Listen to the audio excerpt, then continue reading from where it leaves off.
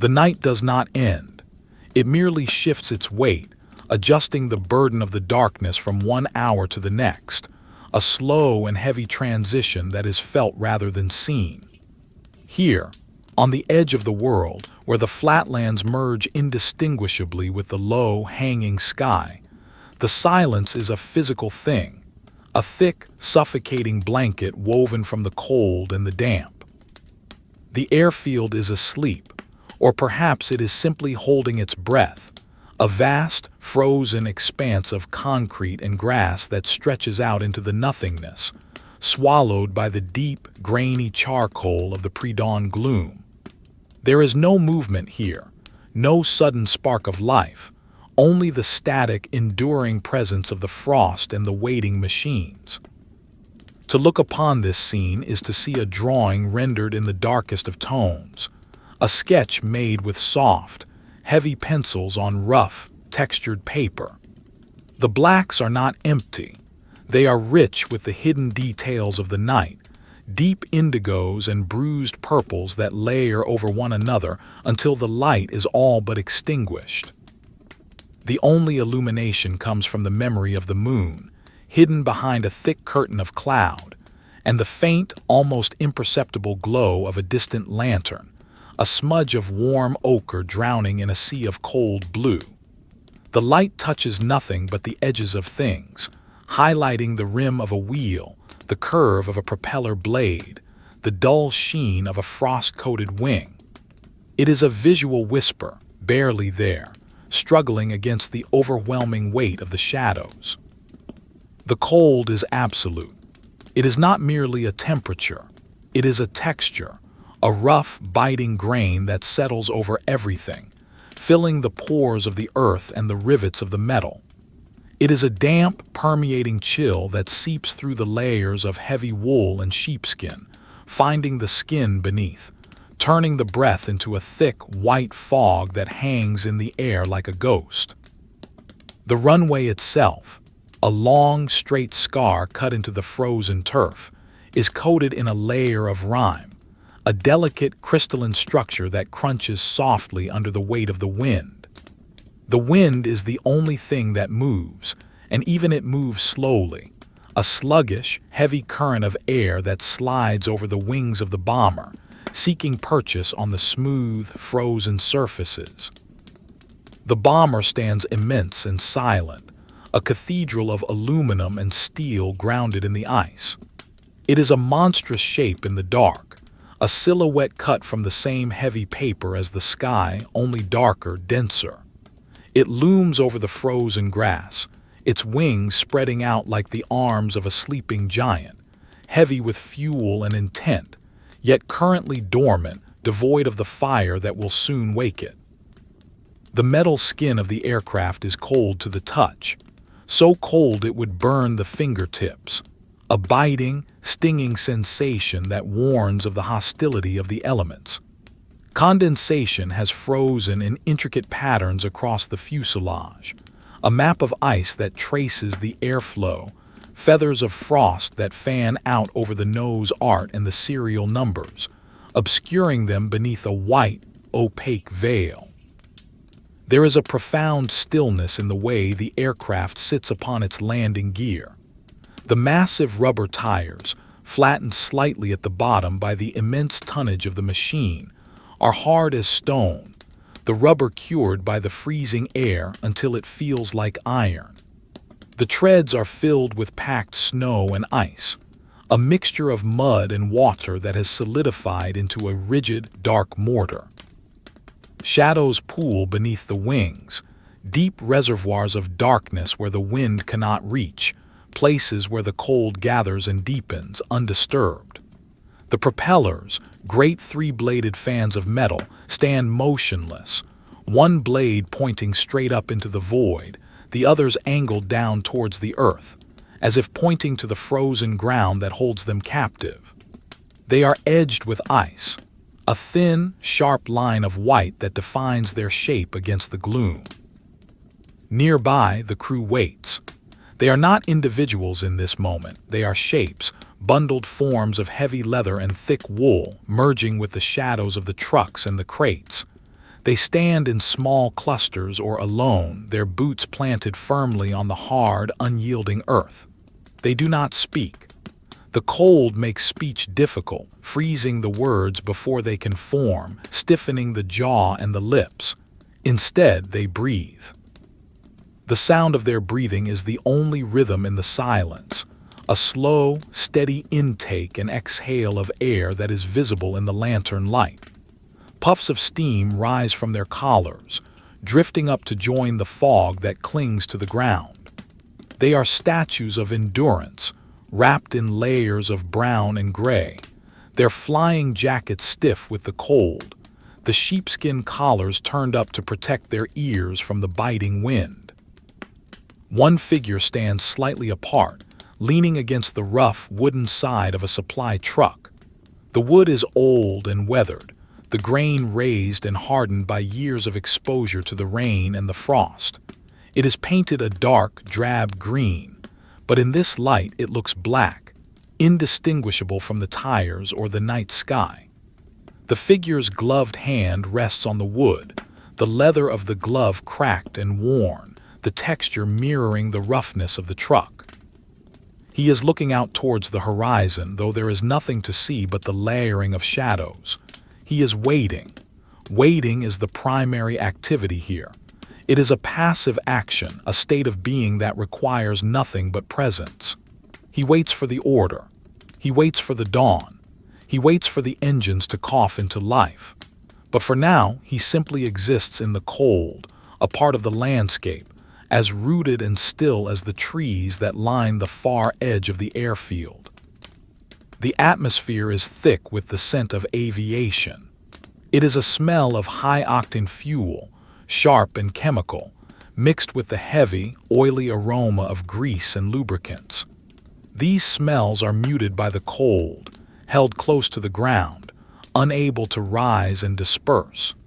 They mingle with the smell of damp wool and the earthy scent of the frozen mud, creating a unique olfactory signature of the airfield at night. It is the smell of industry paused, of power contained, of a potential energy that is currently locked away in tanks and lines, waiting for the spark. The fuel trucks parked in a row nearby are dark shapes, their tanks frosted over, the hoses coiled like sleeping snakes, stiff and unyielding. The silence surrounding them is heavy, laden with the knowledge of what they carry. The ground beneath their feet is uneven, a patchwork of frozen ruts and stiff tufts of grass. The grass is pale, bleached of color by the winter and the night, each blade encased in a sheath of ice. When the wind shifts, the grass whispers, a dry, rasping sound like paper rubbing against paper. It is a lonely sound, a sound of desolation and emptiness. The airfield is a vast open space, exposed to the elements, with no shelter from the wind that sweeps in from the sea the north. The wind carries with it the memory of the ice floes and the dark water, a damp, penetrating chill that seeks out every gap in the clothing, every weakness in the armor of wool and leather. In the distance, the control tower is a dark finger pointing upwards, a silhouette against the slightly lighter gray of the clouds. A single light burns in a window near the top, a tiny, distant beacon of yellow that offers no warmth, only a point of reference in the void. It looks like a star that has fallen and been caught in the structure, a trapped ember that cannot burn bright enough to push back the dark. The glass of the tower windows is dark and reflective, mirroring the emptiness of the airfield. Inside, men are working, plotting, listening to the radio static, but outside, there is no sign of this activity. There is only the tower, standing silent and tall, watching over the sleeping bombers like a sentinel of stone. The waiting continues. Time seems to have lost its meaning here.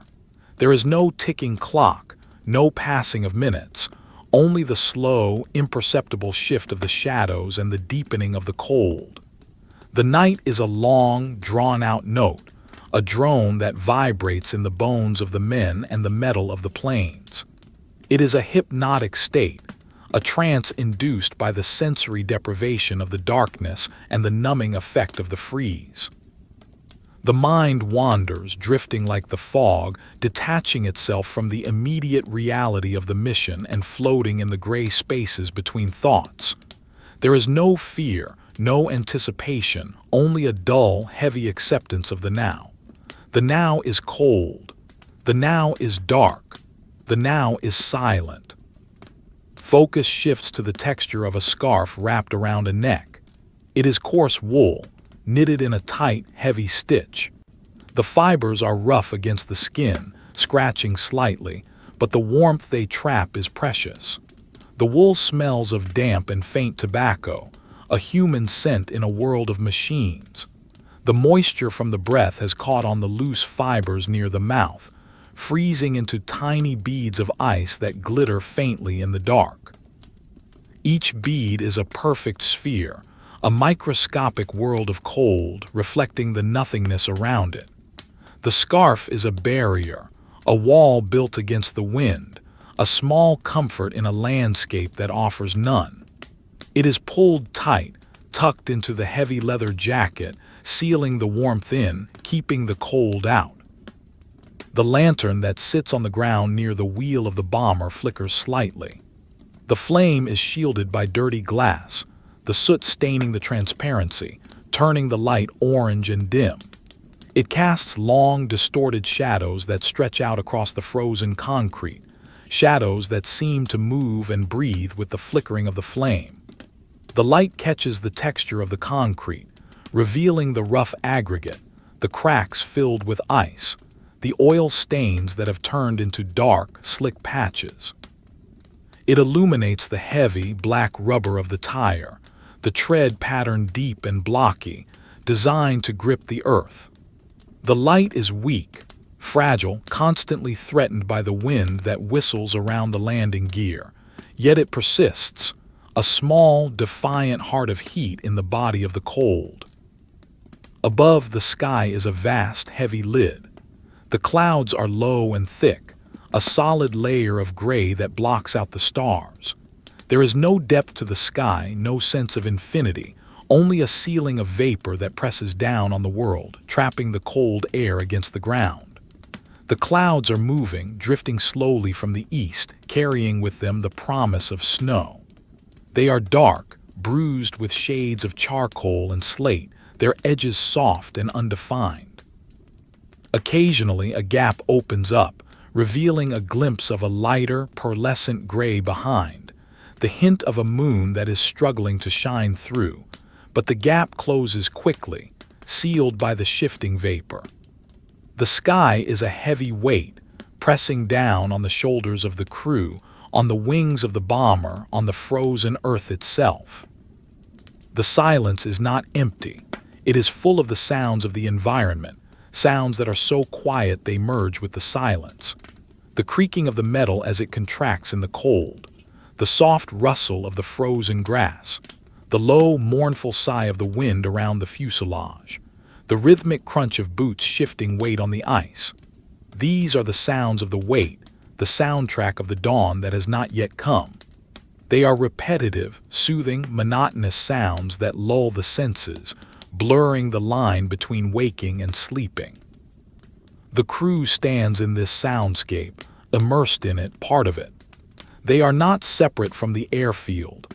They are an extension of it, elements of the composition, drawn in the same dark, heavy strokes as the machines and the night. The visual quality of the scene remains grainy, like a drawing on textured paper where the artist has pressed hard with the charcoal, filling the grain with darkness. The edges of the objects are soft, blurred by the low light and the atmosphere. There are no sharp lines, no harsh contrasts, only a gradation of shadows, a blending of darks. The bomber is not a collection of parts. It is a single, looming mass, a shadow darker than the night. The men are not individuals. They are bundles of texture, wool, leather, fur blended into the background. The lantern light is not a beam. It is a glow, a soft diffusion of warmth that fades quickly into the blue-gray gloom. The entire world is muted, dampened, slowed down by the cold and the dark. And still they wait. The waiting is the work. It is the duty. To stand in the cold, to endure the numbness in the toes and the fingers, to let the frost settle on the shoulders, to breathe the icy air. This is the task. There is no hurry. The war is far away, a distant concept that has no place in this frozen moment. Here, there is only the airfield, the plane, and the weight. The mind empties, slowing down to match the pace of the environment. Thoughts become slow and viscous, like the oil in the engine. Memories of warmth, of a fire in a hearth, of a hot cup of tea, of a bed with heavy blankets, flicker and fade, unable to sustain themselves against the reality of the freeze. The cold is the only truth. The dark is the only reality. The wind picks up slightly, swirling the loose snow that has gathered in the lee of the wheel chocks. The snow dances in the dim light, tiny specks of white that spiral and fall, settling back into the stillness. The movement is hypnotic, a small, repetitive ballet of ice crystals. It draws the eye, holding the gaze, discouraging movement. Why move when the cold is so heavy? Why speak when the silence is so complete? It is better to stand, to wait, to be a part of the stillness. The bomber waits with them, its patience infinite, its metal skin enduring the caress of the wind, its potential violence sleeping deep within its structure. It is a shared vigil, a communion of man and machine in the cathedral of the night. The frost continues to grow, bloom by bloom, crystal by crystal. It thickens on the leading edges of the wings, on the glass of the cockpit canopy, on the leather of the boots. It is a slow, relentless accumulation, a reclaiming of the artificial by the natural. The plane is being absorbed by the winter, covered in a second skin of ice. If they wait long enough, perhaps the plane will simply disappear, swallowed by the white, leaving only a mound of snow on the runway. But they will not wait that long. Dawn will come, eventually. But for now, the night holds firm, a dark, heavy hand pressing down on the world, demanding silence, demanding stillness, demanding the wait. The horizon remains indistinguishable, a blur of dark earth and dark sky. There is no line of separation, no hint of the rising sun. The east is as black as the west. The world is a closed room walled in by the night. The air is thick, almost solid, offering resistance to every movement. To lift an arm feels like lifting a weight. To turn the head takes effort. The cold has seeped into the muscles, making them slow and stiff. The blood moves sluggishly in the veins. The heart beats a slow, steady rhythm, preserving energy, echoing the slow, deep pulse of the sleeping world. This is the 0 hour, the nadir of the night, the deepest point of the valley of darkness. The darkness possesses a weight that presses against the eyelids, a physical substance that seems to thicken as the night stretches on. It is not merely the absence of light. It is the presence of a deep, heavy slate-gray atmosphere that fills the space between the earth and the sky. The air is motionless, save for the slow, creeping drift of the frost that settles on the shoulders of the men and the curved spines of the aircraft. To breathe is to inhale the essence of the winter, a sharp, metallic intake that cools the lungs and slows the heart. The silence is a vast, frozen ocean, and the airfield is submerged beneath it, existing in a state of suspended animation where time drags its heels, refusing to move forward. In this deep, charcoal gloom, the shapes of the world are reduced to their heaviest forms. The bomber is a dense, black mass, a sculpture of shadows carved from the night itself. Its outline is soft, blurred by the low light and the moisture in the air, like a drawing where the artist has rubbed the graphite with a thumb to smudge the edges. The immense tail fin rises up into the darkness, a vertical slab of metal that seems to disappear into the low-hanging clouds.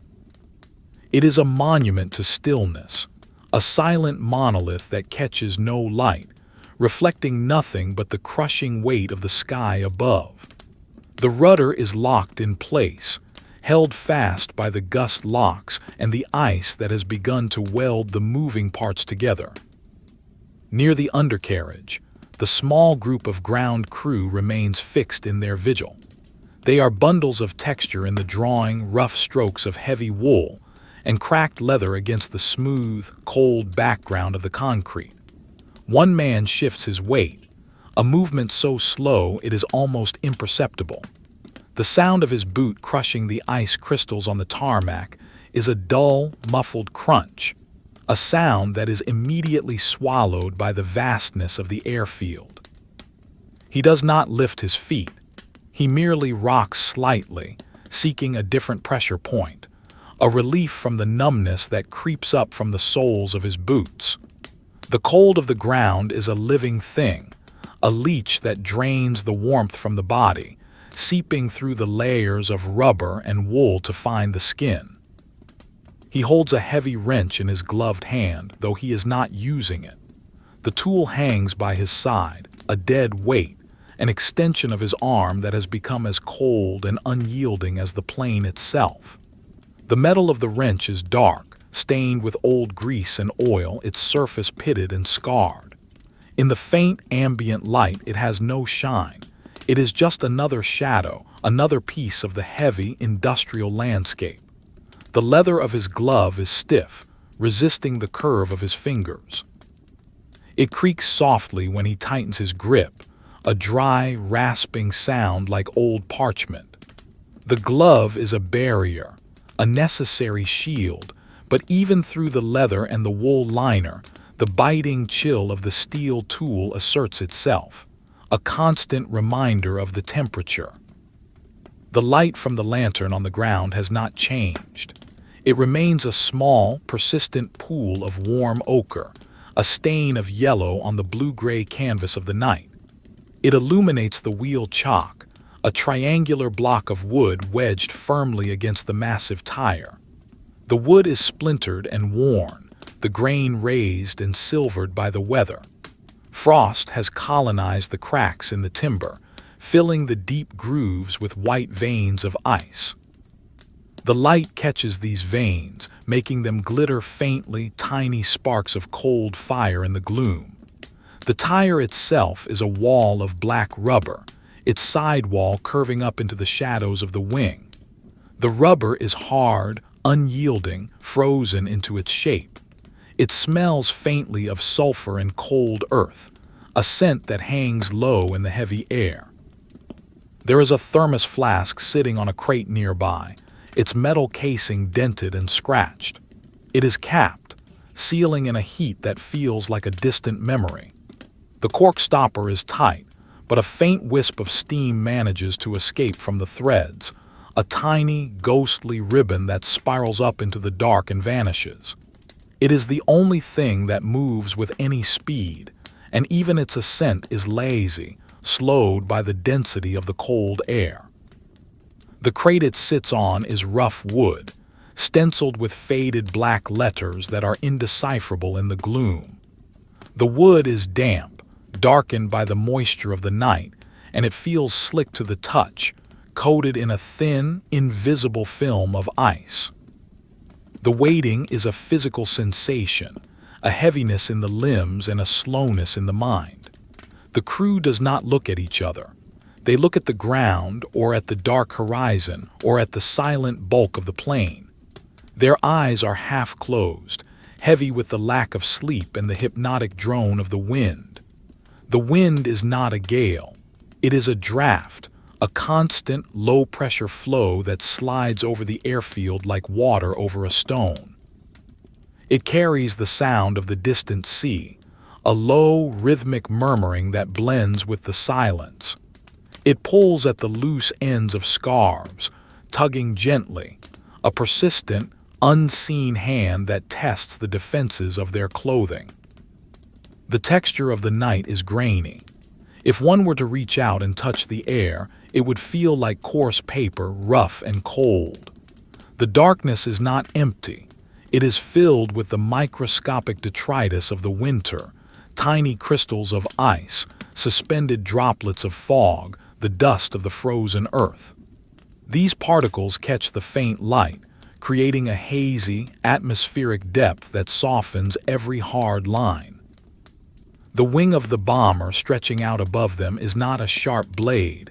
It is a dark shelf, a looming ceiling that offers a false sense of shelter. Under the wing, the shadows are absolute, deep pools of black ink where the eye can find no purchase. It is a place of secrets, a void where the cold gathers and deepens. One of the men adjusts his collar, pulling the sheepskin tighter around his neck. The wool is thick and coarse, a rough comfort against the skin. It smells of damp animal fur and lanolin, a scent that is organic and heavy. His breath catches in the wool, the moisture condensing instantly on the fibers, turning the tips of the fleece into tiny, hard spikes of ice. He can feel the cold air entering his nose, a sharp, stinging sensation that travels down his throat and into his lungs. He exhales slowly, a long, visible plume of white fog that drifts away, carrying a small fraction of his warmth with it. The fog hangs in the air for a long moment, a temporary ghost of his presence, before it dissipates into the gray. The silence is punctuated by the settling of the aircraft. A strut groans deep within the wing, a sound of metal contracting under the stress of the freeze. It is a low, mournful note like the string of a cello bowed very slowly. The sound vibrates through the air, felt in the chest as much as heard. Then silence returns, heavier than before. The plane is alive in its own way, a dormant beast responding to the environment, its metal skin shrinking, its fluids thickening, its structure adjusting to the grip of the winter. The rivets that stud the fuselage are cold to the touch, hundreds of tiny, frozen buttons that hold the skin to the ribs. They are frosted over, each one a small, white circle on the dark metal. To the east, the sky remains stubbornly dark. There is no gradient of light, no softening of the black at the horizon. The world is locked in the center of the night. The clouds above are a textured ceiling, a layer of heavy wool dyed in shades of slate and charcoal. They do not move quickly. They slide over one another in a slow, tectonic shift, blotting out the faint memory of the stars. The weight of the clouds seems to press the air down, compressing it against the frozen earth, making the atmosphere dense and suffocating. It is a claustrophobic darkness, an endless room with no walls, only a floor of ice and a ceiling of vapor. The ground beneath the boots is uneven, a landscape of frozen ruts and ridges. The mud has been turned to stone by the frost, preserving the tracks of trucks and the footprints of men in a hard, unyielding record. To walk across it requires care, a slow, deliberate placement of the feet. But there is no walking now, only standing. The boots are heavy, lined with felt and leather, but the cold is patient. It waits for the blood to slow, for the movement to cease, and then it begins its invasion. It starts in the toes, a dull ache that turns to numbness, then creeps up the instep, turning the foot into a block of wood. The men stamp their feet occasionally, a rhythmic thud-thud-thud on the hard earth, a primitive drumbeat in the silence. The fuselage of the bomber is a canvas of dark tones. Where the oil has leaked from the engine cowlings, it has stained the metal a deep, glossy black. The oil is thick now, viscous like treacle, frozen in long, dark tears that have run down the side of the nacelle and stopped. These dark streaks catch the faint reflection of the lantern, gleaming with a dull, wet luster in the dry, frozen air. They are scars of operation, evidence of the machine's internal life, now halted by the cold. The cowlings themselves are gaping mouths, dark circles that lead into the intricate, frozen heart of the engines. Inside, the cylinders are cold iron, the pistons stationary, the spark plugs silent. The potential for fire and noise is there, locked away in the cold metal, waiting for the command that does not come. A canvas tarp covers a stack of crates nearby. The canvas is stiff, frozen into the shape of the boxes beneath. It is a dark olive drab color, almost black in this light. The weave of the fabric is visible, a grid of heavy threads coated in a sheen of frost. The wind lifts a corner of the tarp just an inch and lets it drop. Tap. A soft, dry sound. The wind lifts it again. Tap.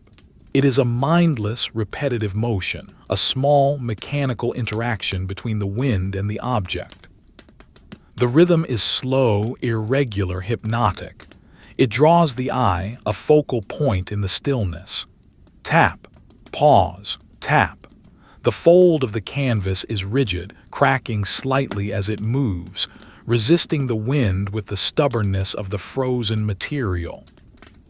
The shadows cast by the landing gear are long and distorted.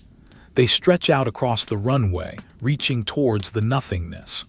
The shadows are not solid black. They are composed of layers of dark blue and gray, textured by the rough surface of the concrete.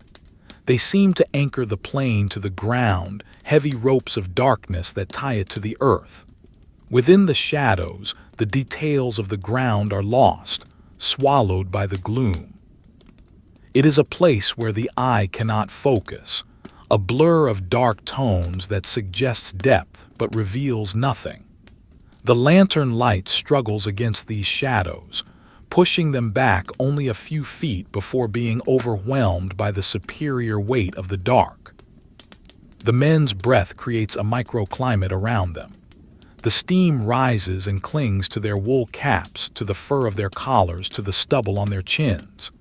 It freezes into a delicate rime, a white dusting that makes them look like ancient statues weathered by time. Their eyelashes are heavy with frost, weighing down the lids, encouraging the eyes to close. To blink is to feel the sticky resistance of the ice. The world is seen through a veil of cold, a blurred, soft-focus lens that removes all sharp edges.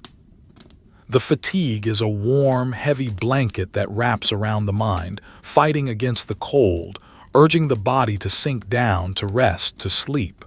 But they stand, they lean, they wait. Far off, across the expanse of the airfield, a vehicle moves. It is visible only as a pair of dim, slit-masked headlights, two narrow rectangles of yellow moving slowly through the dark. The sound of its engine is a low, distant drone, a vibration that barely disturbs the air. It moves sluggishly, fighting the friction of the cold oil and the frozen ground. It does not seem to be coming closer. It merely traverses the background, a small, lonely spark of activity in the immense stillness. It disappears behind a revetment, its sound fading away to nothing, leaving the silence even deeper than before. The brief interruption only serves to emphasize the isolation of the waiting crew. The cold seems to have a sound of its own. It is a high, thin frequency that rings in the ears, a phantom noise generated by the pressure of the silence. It is the sound of ice forming, of atoms slowing down, of the air becoming solid. It harmonizes with the low moan of the wind, creating a chord of desolation that hangs over the airfield. The men hear it, though they do not register it consciously. It is the soundtrack of their existence, the background noise of the frozen world. It is a sound that demands nothing, asks nothing, only exists. The visual field is dominated by the interplay of deep blues and dark grays. The blue is the color of the shadows, a cold, steel blue that speaks of ice and deep water. The gray is the color of the sky and the concrete, a flat, dead color that absorbs light. The only warmth is the lantern, a tiny island of orange that fights a losing battle against the ocean of cool tones. The drawing is heavy with charcoal, the artist's hand pressing down to create the density of the night. The paper is saturated with darkness, the grain filled with the weight of the graphite. It is a dark, somber image, beautiful in its starkness, peaceful in its lack of movement. Focus settles on a single bolt on the wheel hub. It is a large hexagonal nut made of steel, dull and gray. A tiny ridge of snow has gathered on its upper surface, a miniature drift that mimics the landscape around it. The snow is pristine, white and sparkling in the lantern light. It is a small detail, insignificant in the grand scheme of the war and the mission, but in this moment of waiting it is everything. It is a perfect, frozen sculpture, a testament to the stillness. The wind tries to dislodge it, but the snow holds firm, bonded to the metal by the ice. The bolt, the snow, the tire, the ground, all are locked together in the freeze, a single, unified object of the night. The waiting continues, stretching the minutes into hours. The concept of soon has no meaning here. There is only now, and now is a state of enduring, of standing firm against the slow, crushing weight of the cold. The dawn is a rumor, a myth from another world. Here, there is only the darkness, the wind, and the silent, frozen runway. The wind has changed its voice. It no longer sighs, it hums. A low, constant vibration that resonates in the hollow spaces of the airframe and the deepest recesses of the ear.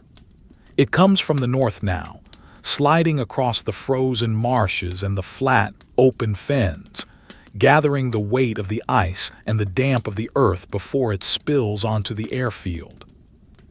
It is a heavier wind, dense with unseen moisture that does not fall as rain, but hangs in the air as a supercooled mist, coating everything it touches in a fresh, invisible layer of rime.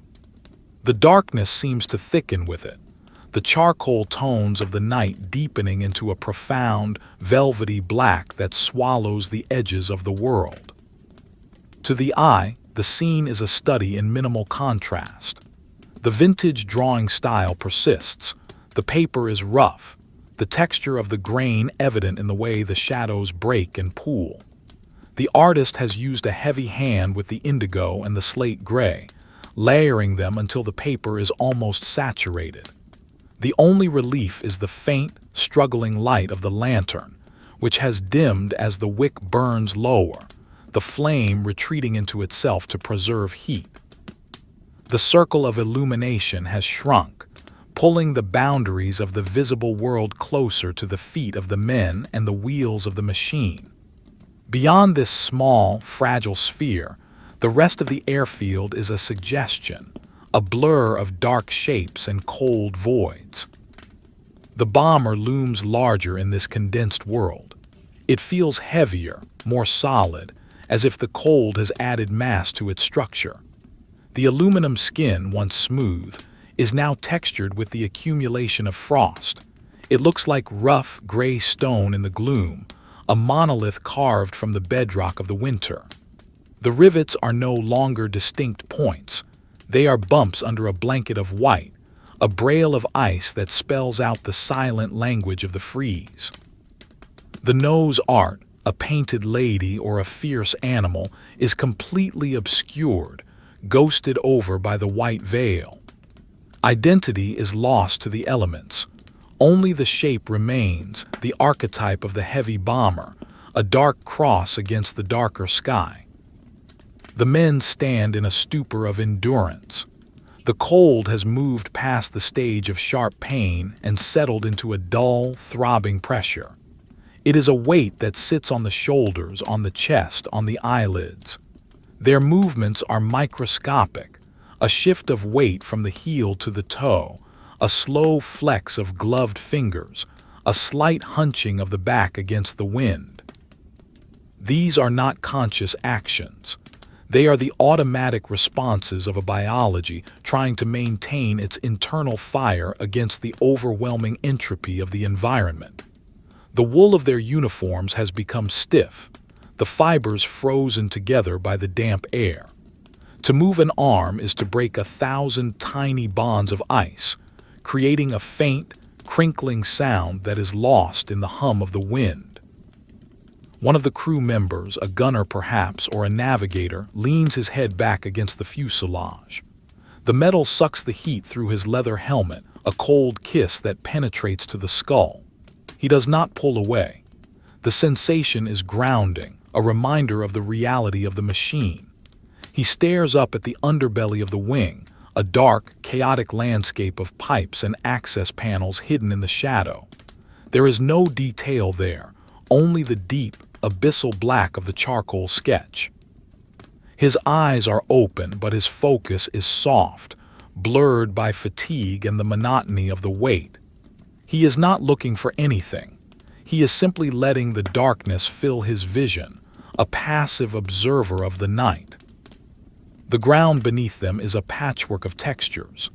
The concrete of the hardstand is cracked and pitted, the fissures filled with black ice that gleams like obsidian in the low light. Where the concrete ends, the frozen mud begins, a chaotic terrain of rigid furrows and sharp ridges. The grass is brittle, snapping underfoot with a dry, glassy sound. It is a dead landscape, suspended in the cryogenic embrace of the winter. The smell of the earth is faint, locked away under the frost, replaced by the sharper, cleaner scent of ozone and cold metal. It is the smell of a world where nothing grows, where nothing lives, where only the wind and the machines have agency. The silence is a pressure vessel. It builds and builds, pressing against the eardrums, filling the mind with a white noise of nothingness. It is not a peaceful silence. It is a heavy, expectant silence, the silence of a held breath. The distant sounds of the base, a truck engine firing, a shout carried on the wind, are muffled and distorted, arriving stripped of their context and urgency. They are merely textures in the audio landscape, brief ripples in the stillness that are quickly smoothed over by the weight of the dark. The crew exists in a bubble of isolation, separated from the rest of the war by the impenetrable wall of the night. Nearby, a fuel bowser sits abandoned, its job done for now. It is a squat, ugly shape, a dark blot on the gray ground. Its hoses are coiled and stiff, looking like frozen pythons. A drop of fuel hangs from the nozzle, suspended in time, unable to fall. It catches the lantern light, a tiny, perfect jewel of amber that glitters in the dark. It is a point of focus, a small, beautiful accident in a world of drab utility. The drop trembles slightly in the wind but holds on, clinging to the metal with the viscosity of the cold fluid. It reflects the distorted image of the lantern, a miniature world of fire trapped in a sphere of liquid. The cold affects the mind as much as the body. Thoughts become slow and viscous, moving through the brain like the thick oil in the engine sump. Complex ideas are stripped away, leaving only the primal sensations: cold, dark, heavy, weight. Memories of warmth are distant and dreamlike, lacking the sharp edges of reality. The present moment is the only thing that feels real, and the present moment is an endless loop of freezing air and gray shadows. The men drift into a state of waking sleep, their eyes open but their minds elsewhere, floating in a gray void of semi-consciousness.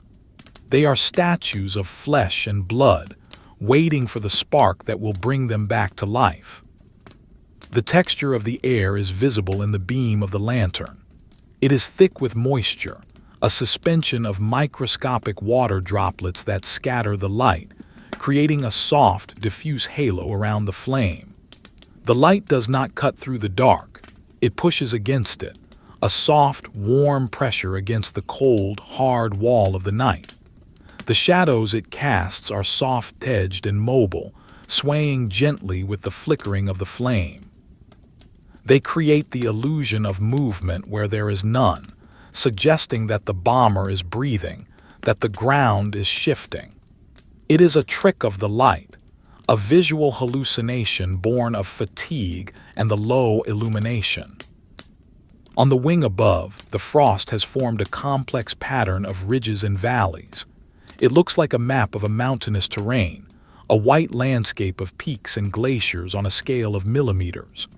The wind scours this landscape, polishing the high points and filling the low points with fresh crystals.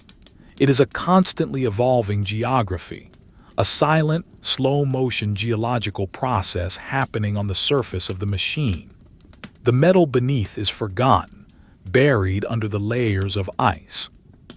The plane has become a part of the weather, an extension of the storm that is always waiting just over the horizon. The crew's breath comes in slow, rhythmic clouds. In the colder air, the steam is denser, lingering longer before it fades.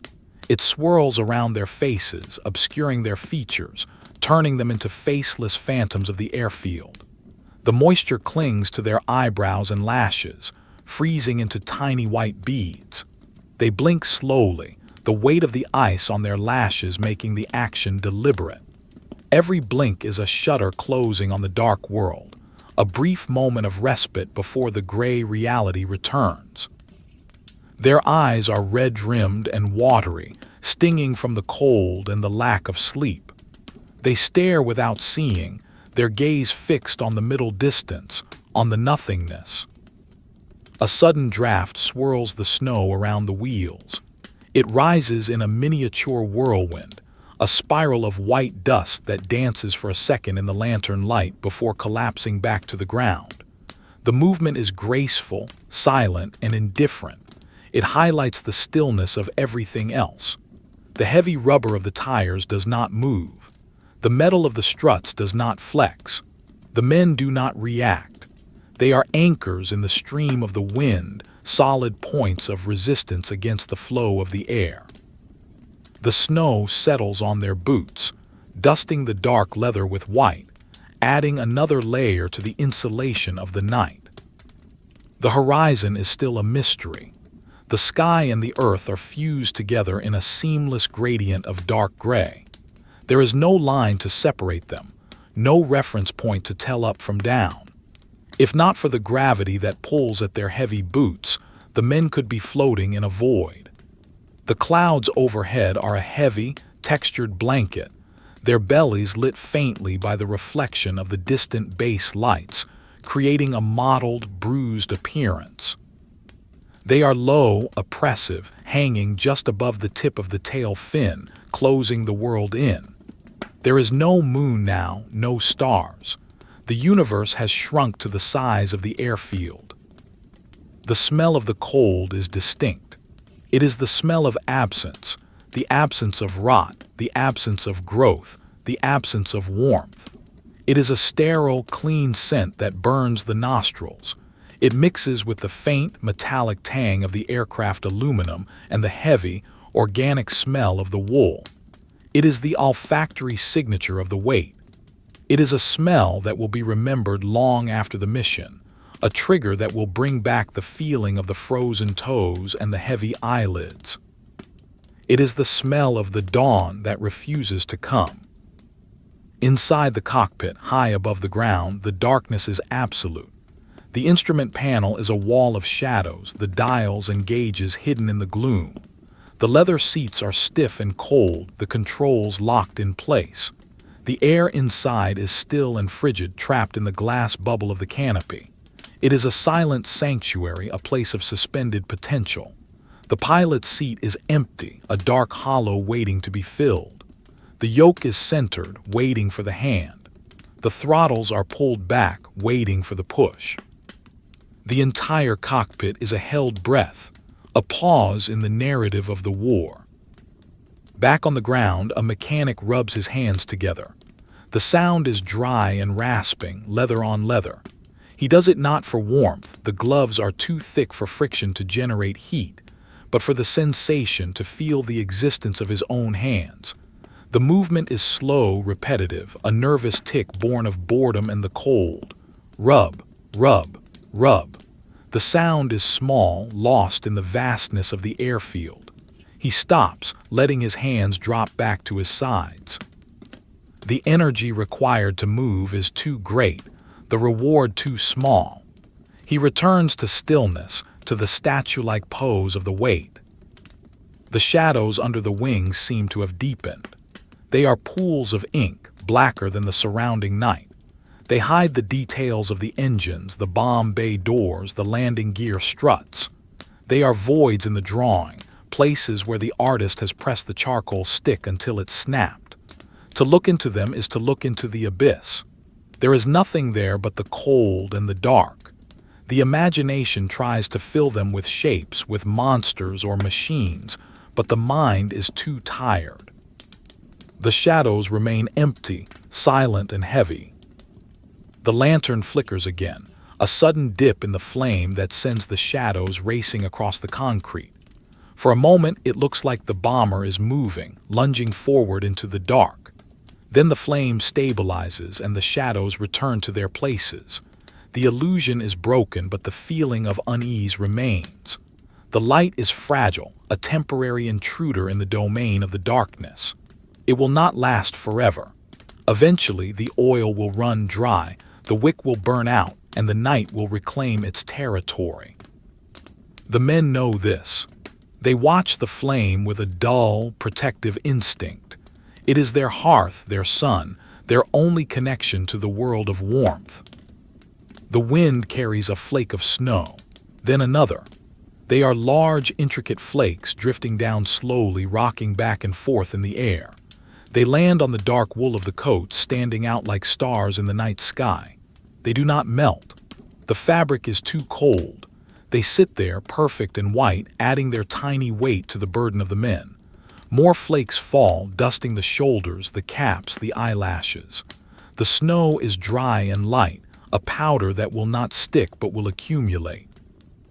It is the beginning of the change, the shift from the static cold to the active storm.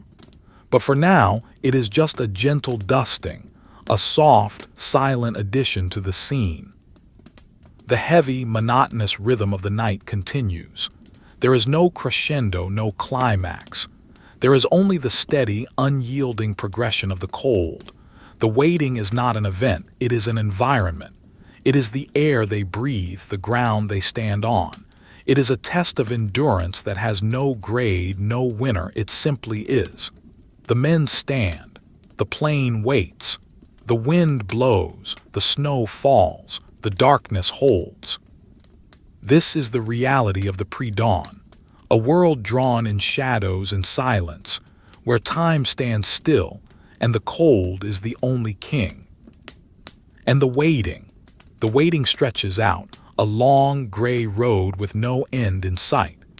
The mind travels down it step by step, finding no landmarks, no turns, only the same flat, frozen landscape. It is a journey into the interior of the night, a voyage to the center of the stillness. And in the center there is only the bomber, the crew, and the cold.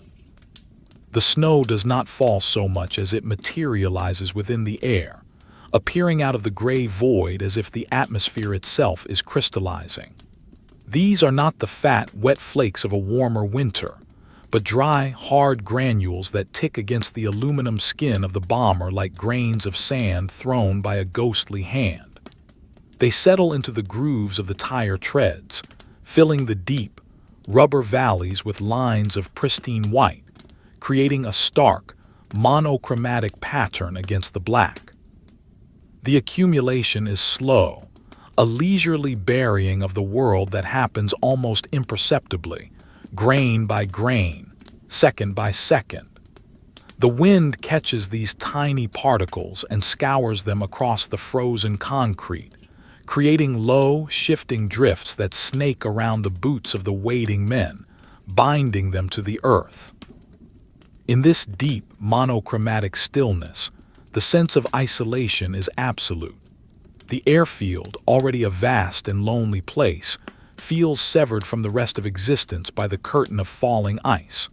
The darkness is a heavy, textured medium, like a thick layer of charcoal dust rubbed into the grain of the paper, obscuring the horizon and blending the sky with the ground. The only point of reference remains the lantern, its flame now a small, trembling heart of orange in a body of blue-gray cold. The light it casts is weak, barely reaching the underside of the fuselage, illuminating only the rough texture of the tire and the frosted tips of the grass. It is a lonely light, a solitary beacon that signals nothing but presence. The men stand within this fragile circle of illumination, their forms rendered in heavy, dark strokes. They are wrapped in layers of wool and leather, their silhouettes bulky and indistinct. The cold has seeped through the sheepskin, through the knitted sweaters, through the flannel shirts, finding the skin and turning it to marble. They do not shiver anymore.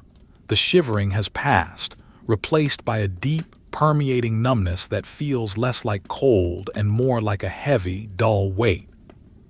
Their limbs feel remote, disconnected from their bodies, as if they belong to the statues they have become. To move a finger requires a conscious effort, a mental command sent down a long, frozen wire. One man, his face hidden deep within the collar of his jacket, stares at the rivets on the fuselage. There are hundreds of them, rows upon rows of small, round heads that hold the metal skin together. In the dim light, they look like the eyes of insects, dull and unseeing. He counts them, not with purpose, but with a mindless, repetitive rhythm that matches the slow beating of his heart. 1, 2, 3, 4. The numbers have no meaning. They are just mental stepping stones to cross the river of time. The rivets are frosted over, each one capped with a tiny dome of white. The metal around them is dark, stained with the residue of oil and exhaust, a grim, industrial canvas for the delicate art of the frost. The bomber itself seems to have grown heavier, sinking deeper into its own shadow. The weight of the fuel, the weight of the bombs, the weight of the ice, it all presses down on the landing gear, compressing the oleo struts until they are solid bars of steel. The machine is a sleeping giant, its potential for violence dormant, locked away in the cold metal. It radiates a profound silence, a lack of vibration that is almost unnerving. There is no hum of electricity, no ticking of cooling metal, only the dead, flat silence of a machine at rest. It is a dark shape cut from the night, a silhouette that absorbs the faint light and gives nothing back. The wind shifts again, coming now from the northeast, carrying a sharper, more biting edge. It whistles through the gaps in the engine cowlings, a low, mournful flute note that rises and falls with the gusts. It plays the aircraft like an instrument, finding the hollow spaces and turning them into resonators for its song. The sound is lonely, a sound of desolation that speaks of the empty spaces of the world, the tundra, the ocean, the upper atmosphere.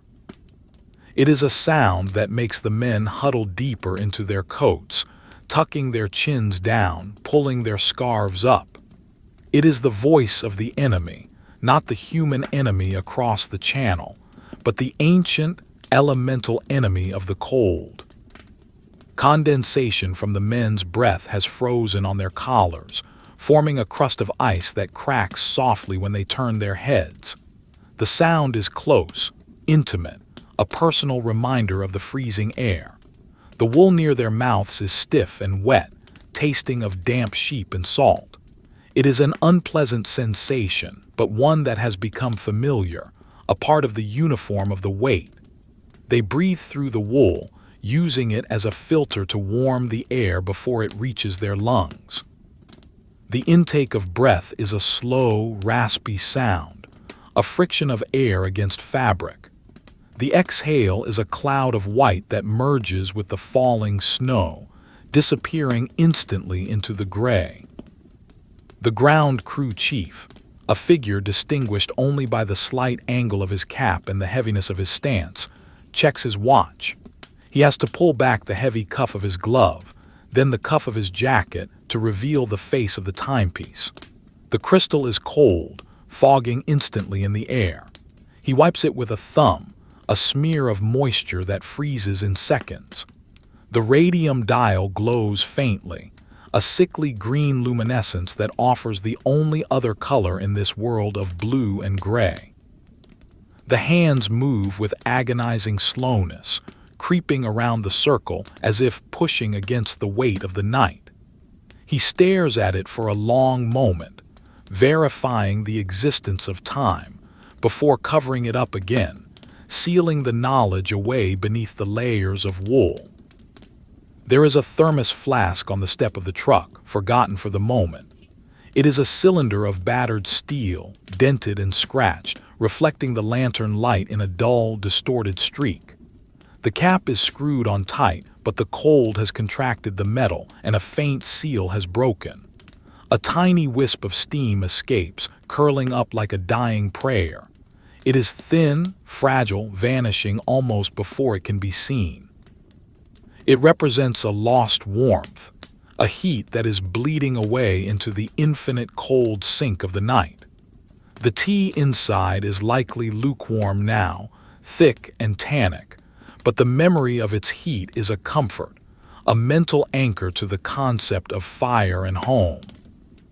The shadows under the wing are deep pools of indigo. They are not empty. They are filled with the complex geometry of the undercarriage, the drag struts, the hydraulic lines, the brake cables. These mechanical entrails are hidden in the gloom, suggested rather than seen. The darkness softens their hard edges, turning the steel and rubber into organic shapes, like the roots of a great, dark tree. The light from the lantern catches only the lowest parts, the curve of a tire, the bolt head on a hub, leaving the rest to the imagination. It is a visual mystery, a puzzle of dark tones that the eye cannot solve. The texture of the concrete runway is rough and abrasive. It is an aggregate of stone and cement, worn smooth in places by the tires of 1,000 takeoffs, but still retaining a harsh, sandpaper quality.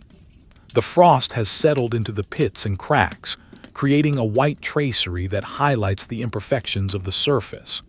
It looks like a map of a broken world, a landscape of fissures and fault lines. The boots of the men rest on this map, covering the continents of ice. The rubber soles are hard, providing little insulation. The cold creeps up through the layers of leather and felt, a slow, rising tide of numbness that claims the feet, then the ankles, then the shins. Far away at the very edge of hearing there is a sound. It is not an engine, not a voice. It is the sound of a canvas flap on a tent or a truck snapping in the wind. Snap, silence, snap. It is a sharp, percussive sound, dry and brittle. It travels a long distance through the cold, dense air, arriving faint and stripped of its resonance.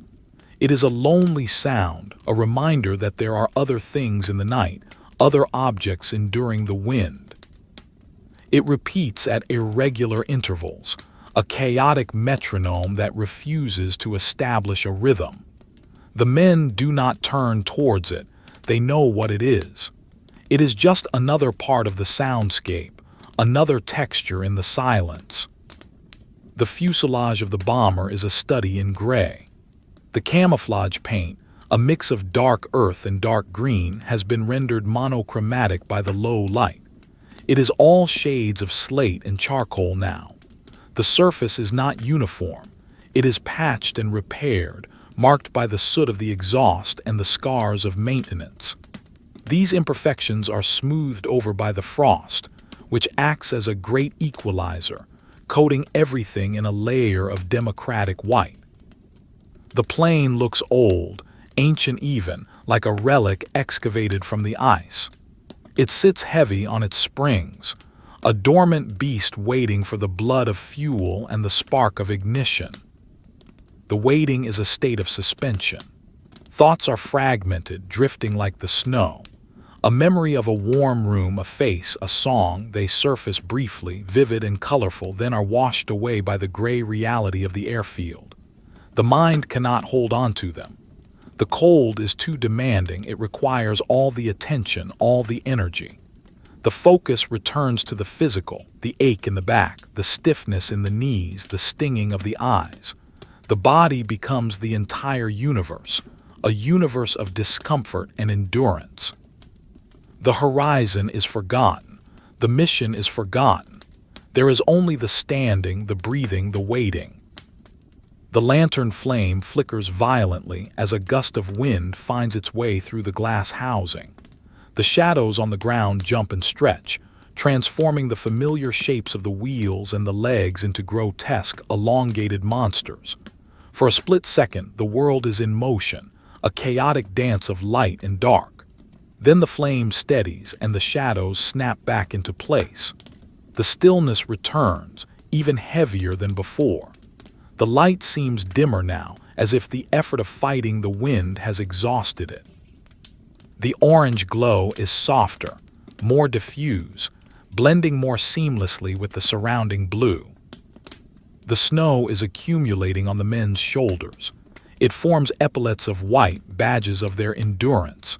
They do not brush it off. To move the arm is too much effort, and besides, the snow acts as another layer of insulation, however slight. They stand like snowmen built on a dark lawn, silent watchers of the night.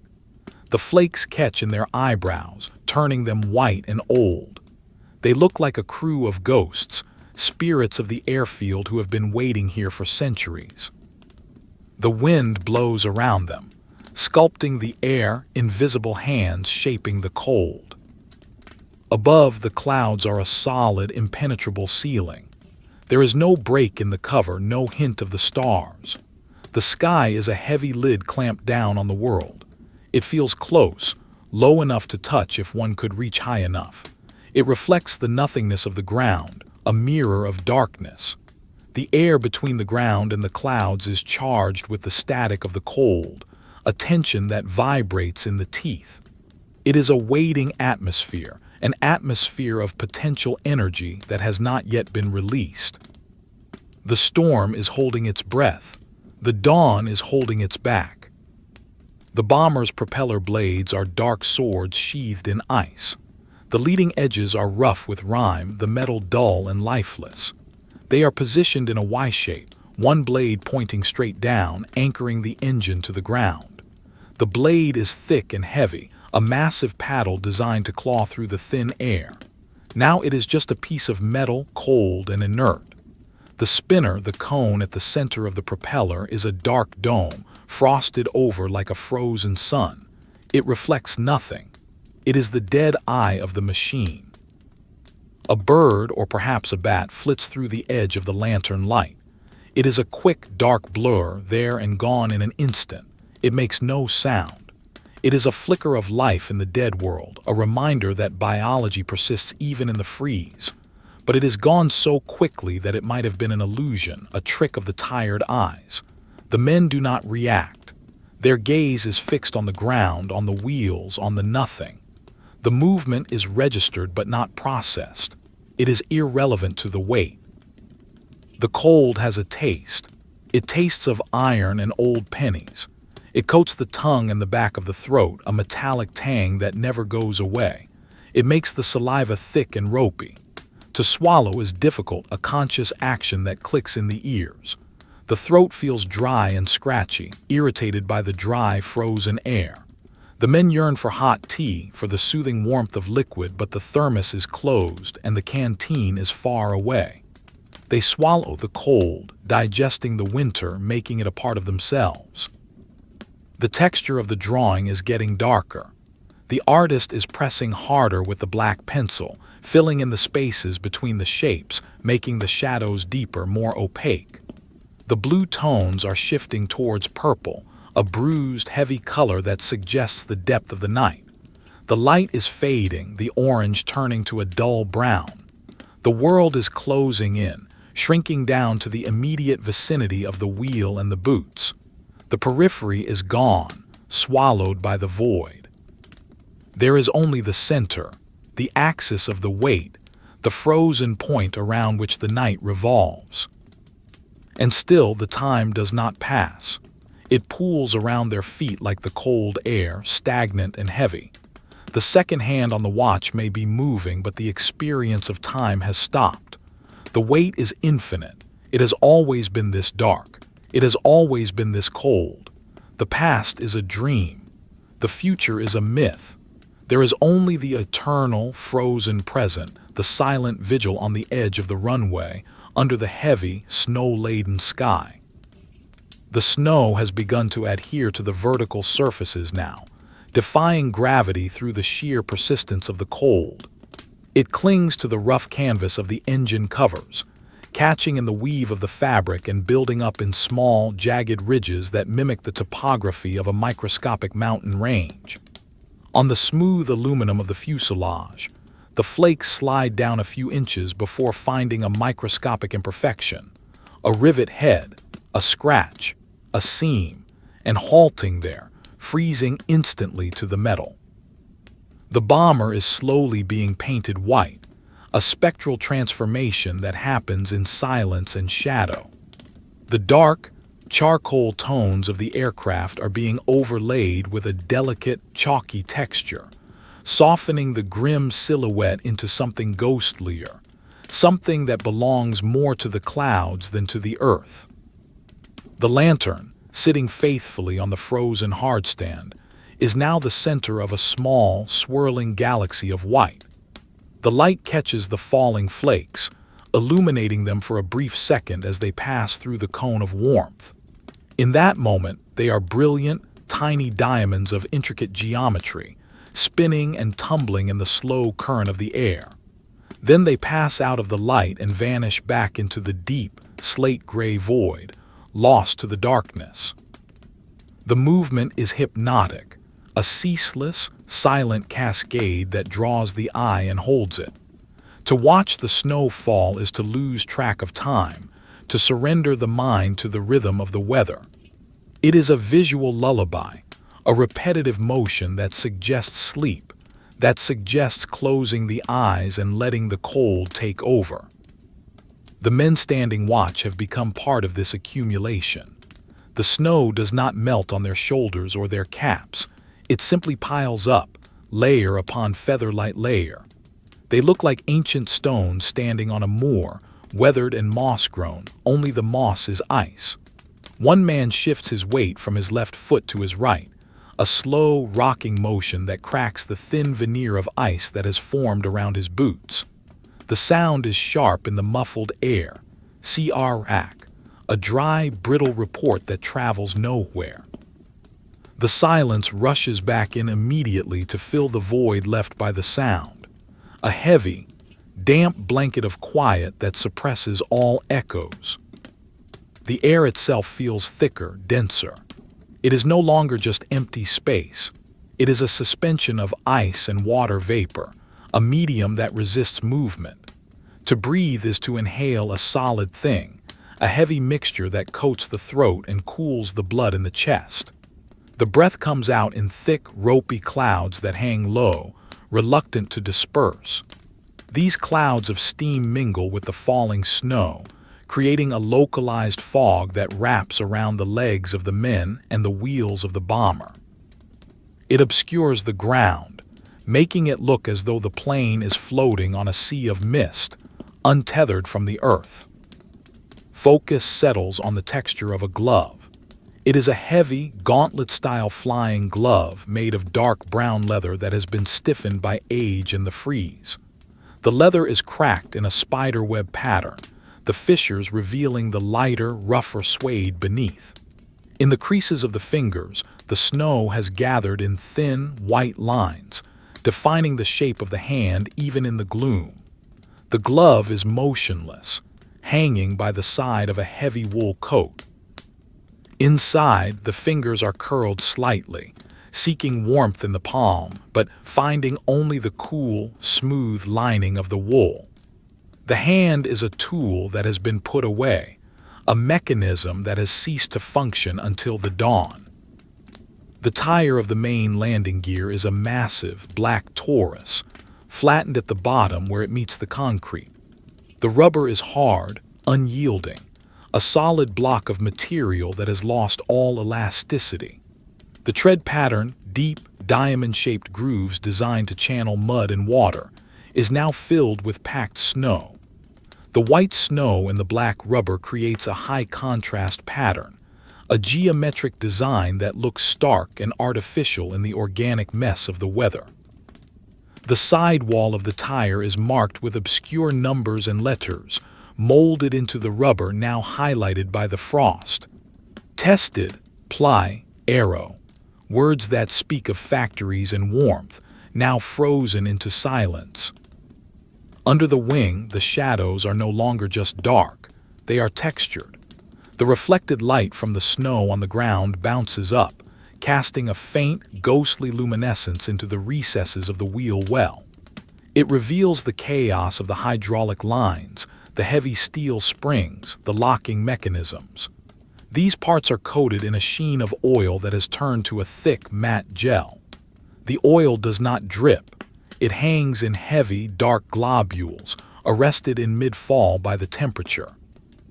It looks like black blood, clotted and cold. The metal of the struts is dull gray, absorbing the light rather than reflecting it. It is the color of old lead, heavy and poisonous.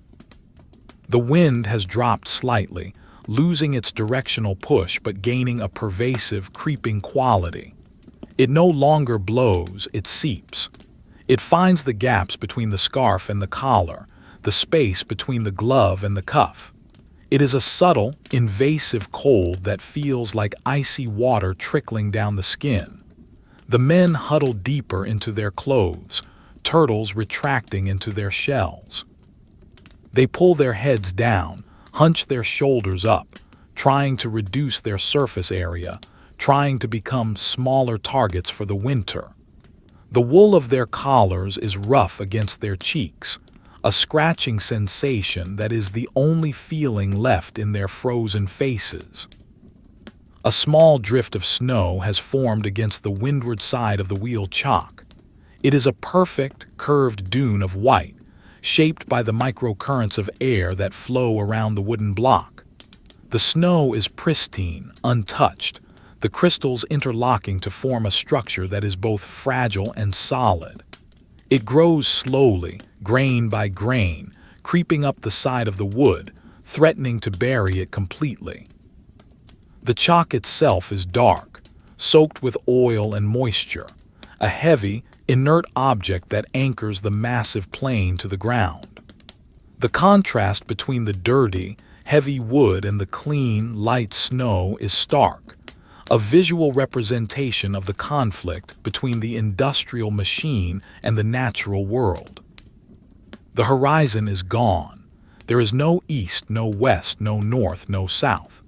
There is only the immediate circle of the airfield, a floating island in a sea of gray nothingness. The world ends 10 feet past the wingtip. Beyond that, there is only the void, the swirling snow, the heavy dark. It is a claustrophobic sensation despite the open space. The sky presses down, the dark walls close in. The men are trapped in a snow globe, shaken by a giant hand and then left to settle. The feeling of time passing has dissolved completely. There is no before and no after. There is only this endless, frozen moment. The smell of the snow is distinct now. It overrides the smell of the fuel and the oil. It is a clean, metallic scent, like a wet penny or a rusted nail. It is the smell of the upper atmosphere brought down to earth. It cleanses the nose, numbing the olfactory nerves until even that scent fades, leaving nothing but the sensation of cold air entering the nostrils. The inside of the nose feels dry and tight, the tiny hairs freezing and stiffening with every inhalation. The breath creates a faint whistling sound in the nasal passages, a high, thin note that is only audible to the breather. One of the crew members closes his eyes. The darkness behind his eyelids is no different from the darkness outside, only warmer. He sees flashes of color, the red of a fire, the yellow of a lamp, the brown of a table. Memory fragments that drift like the snow. He tries to hold onto the image of a fireplace to feel the heat on his shins, but the image is slippery, sliding away into the gray fog of his mind. The cold is too strong. It demands all his attention. It pulls him back to the reality of the airfield, to the numbness in his toes, the ache in his lower back. He opens his eyes again, and the world is still there, unchanged. Dark, white, gray, cold. The fuselage of the bomber stretches away into the gloom, a long, tapering tube of metal. The rear turret is barely visible, a glass bubble at the end of the world. It looks like a detached eye, watching the backward path, watching for something that will never come from that direction. The guns are elevated, pointing at the empty sky, dark barrels that have collected a ridge of snow along their upper lengths. They look like branches of a dead tree, stark and barren. The turret is empty, the seat inside cold and hard. It is a lonely place, a glass coffin suspended in the air. The ground crew chief taps his boot against the tire. Thud, thud. The sound is dull, absorbing the energy of the kick. He does it to verify that his foot is still there, that the leg still works. The sensation is distant, like hitting a piece of wood with a hammer. The vibration travels up the bone, a dull tremor that fades quickly. He stops. The effort is too great. He returns to his stillness. He looks at the lantern. The flame is steady, a small, brave soldier holding the line. He feels a strange affection for the lamp, a kinship with the fire. It is the only other living thing in this frozen universe. The texture of the drawing, the visual style of this reality is becoming softer. The sharp lines of the early night are gone, buried under the snow and the diffusion of the light. The scene is now a smudge of charcoal and pastel, a blurred impression of shapes and tones. The bomber is a cloud of darkness. The men are pillars of shadow. The snow is a texture of the paper, a roughness in the grain. The colors are muted to the point of extinction. The blue is almost black. The gray is almost white. The orange of the lantern is a brown smear. It is a picture of fading, of a world slowly being erased. High above, the cloud layer shifts, not opening but thickening. A darker shade of gray rolls across the ceiling of the world. It brings with it a sense of weight, a heaviness that pushes down on the tops of the heads. The air pressure seems to rise, pressing against the ears. The silence deepens, if that is possible. It becomes a physical pressure, a hands-over-the-ear sensation. The wind drops to a whisper, then to nothing. For a few seconds, the air is perfectly still. The snow falls straight down, vertical lines of white drawn with a ruler. It is a moment of perfect, suspended equilibrium. Then the wind returns, a sigh from the west, and the snow begins to dance again. The spell is broken, but the heaviness remains. The men shift, adjusting their stances, redistributing the pain of the cold. A scarf is retied. A collar is pulled up. A gloved hand wipes a nose. Small human movements in the face of the inhuman element. They are small acts of defiance, proofs of life. I am here, the movement says. I am still warm enough to move. The underbelly of the aircraft is a landscape of rivets and panels. In the faint light, the rivets cast tiny, crescent-shaped shadows. Thousands of them. They look like a code, a message written in braille across the skin of the machine. The panels are slightly buckled, stressed by the flight and the cold. They are not perfect surfaces. They are tired metal, fatigued by the vibration and the temperature cycles. The plane is an old warrior, resting between battles, its armor scarred and dented. The snow fills the dents, smoothing out the history, hiding the damage under a white bandage. A drop of oil falls from the engine cowling. It has been hanging there for an hour, growing heavy, fighting the viscosity of the cold. Finally, gravity wins. It falls, a dark streak in the air. It hits the concrete with a soft plip. It does not splash. It is too thick. It sits there, a black button on the gray stone, slowly spreading out, a dark stain that will remain until the spring. The sound of its impact is the loudest thing that has happened in minutes. Plip. A period at the end of a long sentence of silence. The waiting is a tunnel. The men are walking down it, but the walls are moving with them. There is no progress. The end of the tunnel is the dawn, but the dawn is a theoretical concept. The reality is the tunnel, the cold walls, the dark floor, the heavy ceiling. They walk without moving, marching in place on the frozen runway. The mind detaches from the body, floating above the scene, looking down at the small group of figures huddled under the wing of the great bird. Look at them, the mind says. They are freezing. They are waiting. They are enduring. It is a dispassionate observation, a way of coping with the reality of the sensation. The snow continues to fall, silent, relentless, indifferent. It covers the tracks of the fuel truck. It covers the footprints of the men. It covers the oil stain. It is erasing the evidence of their presence, resetting the stage for the next act. But the next act is delayed. The curtain does not rise. The actors stand on their marks, frozen in the spotlight of the lantern, waiting for a cue that is lost in the wind. The night stretches on, a rubber band pulled to its breaking point, singing with the tension of the cold. The snow continues to descend, a silent, relentless curtain that seems to weave itself into the very fabric of the darkness. It does not fall with the haste of a storm, but with the slow, deliberate gravity of a natural law, each flake finding its place in the growing drifts with a precise, muted certainty.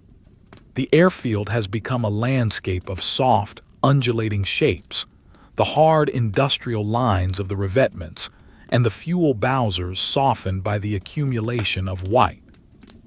The world is being erased, feature by feature, buried under a blanket of cold that muffles sound and blurs vision. The silence is profound, a deep, resonant absence of noise that feels as heavy as the leaden sky above. It is a silence that presses against the ears, a physical weight that isolates the mind and turns the thoughts inward. In this deep, monochromatic study of winter, the bomber stands as the central anchor, a massive, dark shape that resists the erasure of the snow. The vintage drawing style is evident in the way the shadows pool beneath the fuselage, deep, rich blacks applied with a heavy hand, the charcoal rubbed into the grain of the paper until it is solid and impenetrable. The light from the lantern, now sitting in a small, excavated hollow of snow, casts a weak, amber glow that barely reaches the underside of the wing. It highlights the texture of the aluminum skin, revealing the intricate patterns of the frost that has colonized the metal. The frost is not uniform. It grows in fern-like structures, crystalline forests that spread across the panels, feeding on the moisture in the air. The men of the ground crew are statues carved from the same dark material as the night. They are huddled deep within their coats, their heads pulled down, their hands buried in pockets. They do not move. To move is to disturb the delicate thermal equilibrium they have established, to break the seal of warm air that they have trapped against their bodies. They stand in a semicircle near the landing gear, a silent congregation worshiping at the altar of the weight. The wool of their uniforms is dusted with white, a layer of snow that sits on the shoulders and the caps like a second skin. It does not melt. The heat of the bodies is too well contained, or perhaps the men themselves have cooled to match the temperature of the air. One figure, the mechanic, stares at the main strut of the undercarriage. It is a thick column of steel, coated in a layer of hydraulic fluid and grease that has turned to a stiff, tacky substance in the cold. The chrome of the piston is dull, reflecting nothing. A single drop of moisture has frozen near the seal, a tiny, clear pearl of ice that catches the faint light. He focuses on this drop, narrowing his world down to a single point of frozen water. It is a way of managing the vastness of the weight, of reducing the infinite darkness to a manageable size. If he watches the drop, he does not have to watch the horizon. He does not have to think about the dawn that refuses to come. The air is thick with the smell of cold. It is a distinct scent, separate from the smells of fuel and oil. It is the smell of emptiness, of ozone and clean, frozen earth. It enters the lungs with a sharp, biting sensation, cooling the blood in the chest. Each breath is a small battle, a negotiation between the body's internal fire and the external freeze. The exhale is a surrender, a release of precious warmth in the form of a white cloud that drifts lazily away, dissipating into the gray gloom. These clouds of breath are the only things that move with any speed, and even they are sluggish, heavy with moisture. The tire, a massive ring of black rubber, sits heavily on the concrete. The weight of the bomber presses it down, flattening the bottom section into a wide, dark footprint. The rubber is hard as stone, frozen into a rigid shape. The tread pattern is filled with packed snow, white diamonds pressed into the black. The snow in the treads is dirty, stained with the oil and grime of the airfield, a stark contrast to the pristine white of the drifts that surround it. The tire looks tired, burdened by the load it carries, a silent beast of burden waiting for the release of takeoff. But takeoff is hours away, an abstract concept that belongs to a different world. Above the cockpit canopy is a dark, glassy dome. It reflects the nothingness of the sky. Inside, the cockpit is a cave of shadows. The instrument panel is a wall of dark dials, their faces hidden in the gloom. The control columns are locked in place, cold metal shapes that waiting for hands. The seats are empty, the leather stiff and unyielding. The silence inside the plane is different from the silence outside. It is a dead, trapped silence, the air stagnant and cold. It is a space of waiting, a vacuum that pulls at the imagination. The men on the ground can feel the presence of the empty seats above them, a ghostly weight that adds to the burden of the night. The wind shifts, coming now from the east, carrying with it a faint metallic taste. It is the taste of the sea, of salt spray frozen into microscopic crystals and carried miles inland. It coats the lips and the tongue, a dry, briny flavor that mixes with the taste of the cold. The wind is not strong, but it is persistent, a steady flow of air that seeks out every gap in the clothing. It finds the space between the scarf and the neck, the gap between the glove and the cuff. It is a cold finger tracing the skin, a reminder of the vulnerability of the flesh. The lantern flame flickers, casting long, dancing shadows across the snow. The shadows stretch and contract, distorting the shapes of the men and the machine. For a moment, the wheel looks like a giant, dark mouth. The men look like towering, jagged rocks. Then the flame steadies and reality snaps back into place. The light is growing dimmer, the oil level in the reservoir slowly dropping. The wick is burning down, the flame retreating into the glass housing. It is a dying sun, a fading star in a universe of dark matter. The men watch it with a dull, protective instinct, willing it to last a little longer, just until the gray light of dawn begins to show. The texture of the drawing, the visual representation of this moment, is heavy with grain. The paper itself seems to have a rough, toothy surface that catches the charcoal, creating a speckled, noisy effect in the dark areas. The snow is not white paint. It is the absence of charcoal, the raw paper showing through. This gives the scene a gritty, tangible quality. The darkness is not smooth. It is textured, full of microscopic details that the eye cannot quite resolve. It is a darkness you can feel, a roughness against the skin. Nearby, a coil of rope lies on a crate. It is frozen solid, the fibers stiff and hard. It looks like a snake that has been turned to stone. The snow has settled in the loops, outlining the spiral shape in white. It is a simple object, utilitarian and dull, but in this light it takes on a strange, sculptural beauty. It is a study in form and texture, a still life in the middle of the frozen airfield. The crate beneath it is rough wood, dark and damp. The grain of the wood is raised, the soft fibers worn away by the weather. It smells of wet timber and rot, an organic scent that is slowly being frozen out of existence. The silence is punctuated by the sound of the plane settling. A sudden, sharp crack echoes from the wing root as a spar contracts in the cold. The sound is loud, startling in the quiet. The men do not jump. Their reflexes are dulled by the cold. They simply turn their heads slowly towards the sound, their eyes searching the dark mass of the wing. There is nothing to see. The plane is just adjusting, getting comfortable in its bed of ice. It is a living thing, in a way, responding to the environment, complaining about the cold. The sound fades, leaving a ringing in the ears that slowly merges with the hum of the wind. The sensation of time is lost.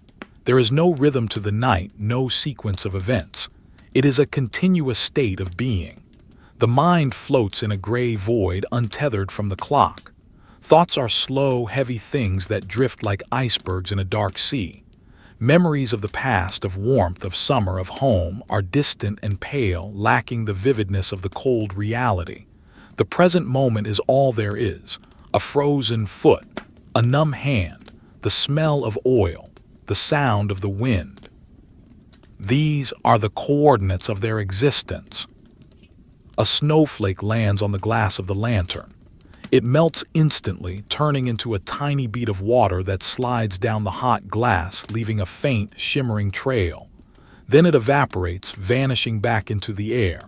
It is a small cycle of life and death, played out in seconds. The men watch it, hypnotized by the movement. It is the only thing that changes. Everything else is static. The wheel, the strut, the wing, the darkness.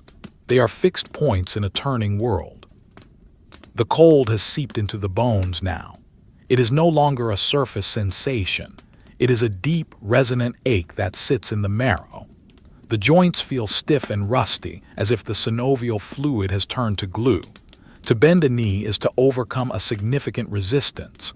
The body wants to be still, to conserve energy, to become like the plane, hard, cold, and motionless.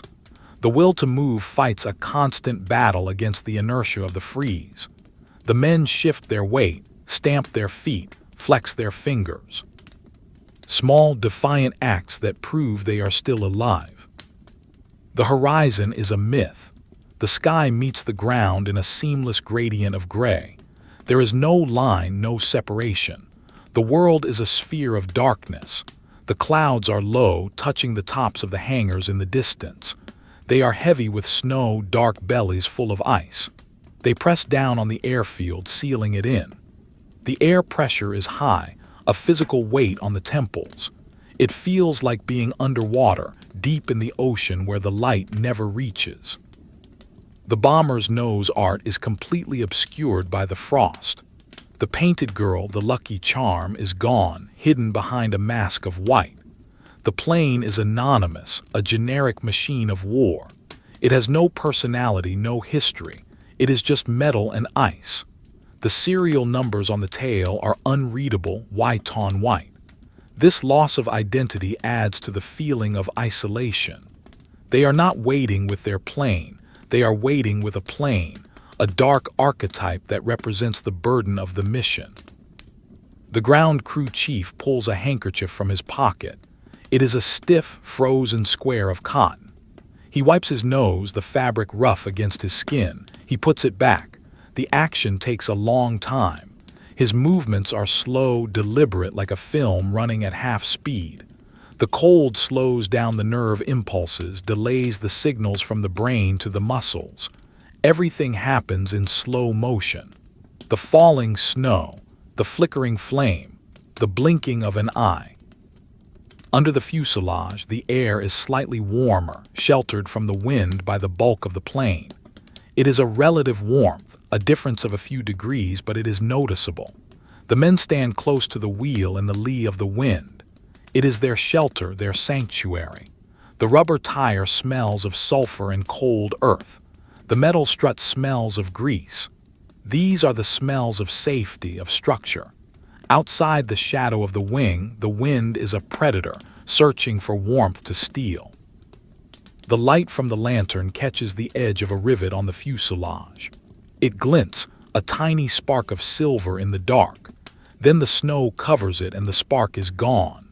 Another rivet catches the light, then another. It is a slow, random constellation of metal stars, appearing and disappearing on the skin of the ship.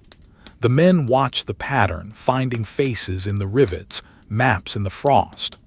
The mind tries to make sense of the chaos, to find order in the random noise of the visual field. The waiting is a heavy coat that they cannot take off. It weighs them down, pulls at their shoulders. It is a physical burden, this passage of time. They carry it with them, a silent load. The mission is not just the flight, the mission is the weight. The endurance of the cold is part of the duty, to stand and not fall, to wake and not sleep, to freeze and not break. This is the task. Far in the distance, a dog barks, once, twice. The sound is thin and lonely, stripped of its aggression by the distance and the cold. It sounds like a ghost dog barking at a ghost moon. Then silence returns, rushing back to fill the space. The men do not react. The sound is part of the landscape, like the wind and the snow. It does not concern them. Their world is the circle of lantern light, the tire, the wing. The texture of the snow on the ground is changing. It is getting deeper, softer. The sharp edges of the boot prints are softening, filling in. The evidence of their presence is being erased. Soon there will be no sign that they were ever there. Just a smooth, white blanket covering the concrete. The thought is peaceful, to be erased, to be covered, to sleep. But they cannot sleep. They must wait. The dark blue of the night is shifting, very slightly, towards a lighter charcoal. It is not dawn yet, not even close. It is just a variation in the density of the clouds, a thinning of the vapor that allows a fraction more of the ambient starlight to filter through. It is a subtle change, almost imperceptible, but the eyes, accustomed to the dark, pick it up. The shapes of the trucks in the distance become slightly more defined. The line of the trees on the perimeter becomes a shade darker than the sky. It is a false hope, a trick of the light. The night has hours left to run. The bomber sits heavy on its springs. The fuel in the tanks is cold, contracting, becoming denser. The oil in the engines is thick. The hydraulic fluid is sluggish. The plane is hibernating, its metabolism slowed to a crawl. It is waiting for the heat, for the fire that will wake it up. But the fire is contained, locked away. For now, there is only the ice. The men's breathing is a collective rhythm. Inhale, pause, exhale, pause. It is the only clock they have. The clouds of steam rise and fall, a slow tide of breath. They are alive. They are warm inside. They are the keepers of the fire in the frozen world. They wait. The accumulation of the snow has shifted the acoustic landscape of the airfield, dampening the world into a state of profound, muffled isolation. The sharp, crisp sounds of the earlier night, the crack of cooling metal, the crunch of a boot on ice, have been softened, buried under a thickening layer of powder that absorbs vibration and swallows echoes. The silence is no longer empty. It is a physical presence, a heavy cotton wool substance that packs the air between the bomber and the ground crew, insulating them in a bubble of quiet. It is a silence that feels ancient, as if the modern world of engines and radios has been stripped away, leaving only the primordial winter to reign over the flatlands. Visually, the scene has softened even further. The sharp lines of the charcoal drawing have been smudged by a thumb, the graphite blur of the darkness merging with the white chalk of the snow. The bomber is losing its definition, its hard, aluminum edges dissolving into the gray background. It looks less like a machine of war and more like a natural formation, a ridge of dark rock that has been weathered by eons of ice and wind. The wings, long and tapered, are heavy with white drifts that cling to the leading edges and fill the hollows of the flaps. The snow smooths over the rivets, the panel lines, the access hatches, erasing the complexity of the engineering and replacing it with the simple, brutal geometry of the drift. The lantern, still burning faithfully in its hollow, casts a light that is now diffused through a prism of falling crystals. The air around the flame is a golden haze, a localized nebula of illuminated moisture that pushes weakly against the encroaching blue-gray dark. The light does not travel far. It is trapped by the density of the snowfall, reflecting back upon itself to create a small, intimate sphere of visibility. Inside this sphere, the textures are rich and heavy. The rough weave of the men's wool trousers is highlighted, each thread catching a microscopic glint of the firelight. The leather of their boots, scuffed and worn, shines dully where the frost has melted and refrozen into a glaze of ice. The men themselves have ceased to be separate entities. They are now components of the landscape, static vertical forms that disrupt the horizontal flow of the wind. They do not brush the snow from their shoulders anymore. It has become a part of their uniform, a white mantle that adds weight and insulation. The cold has penetrated past the point of discomfort and settled into a deep, systemic numbness. It is a slowing of the pulse, a thickening of the blood, a reduction of life to its barest essentials. They stand with their hands deep in their pockets, their chins tucked into their collars, their eyes half closed against the drift. They are not asleep, but they are not fully awake. They exist in the gray borderland between the two, a trance state induced by the rhythm of the falling snow. One of the crew, the navigator perhaps, shifts his gaze to the propeller of the No. 2 engine. The blade nearest the ground is coated in a thick layer of rime ice, a jagged white growth that distorts the airfoil shape. The metal beneath is dark and cold, a conductor of the freeze that draws the heat out of the air and crystallizes it instantly. The tip of the blade is just inches from the snow-covered concrete, a suspended guillotine that threatens the earth but never strikes. He stares at the gap between the metal and the ground, a small, dark space where the wind whistles softly. It is a point of tension, a frozen moment of potential energy that will not be released until the engines turn. The ground beneath their feet is no longer visible. The concrete, the mud, the frozen grass, all are hidden beneath the pristine, unifying blanket of white. The surface is uneven, rising in small dunes around the tires and the chocks, smoothing out the ruts and the ridges. To look at the ground is to look at a blank page, a white expanse waiting to be written upon.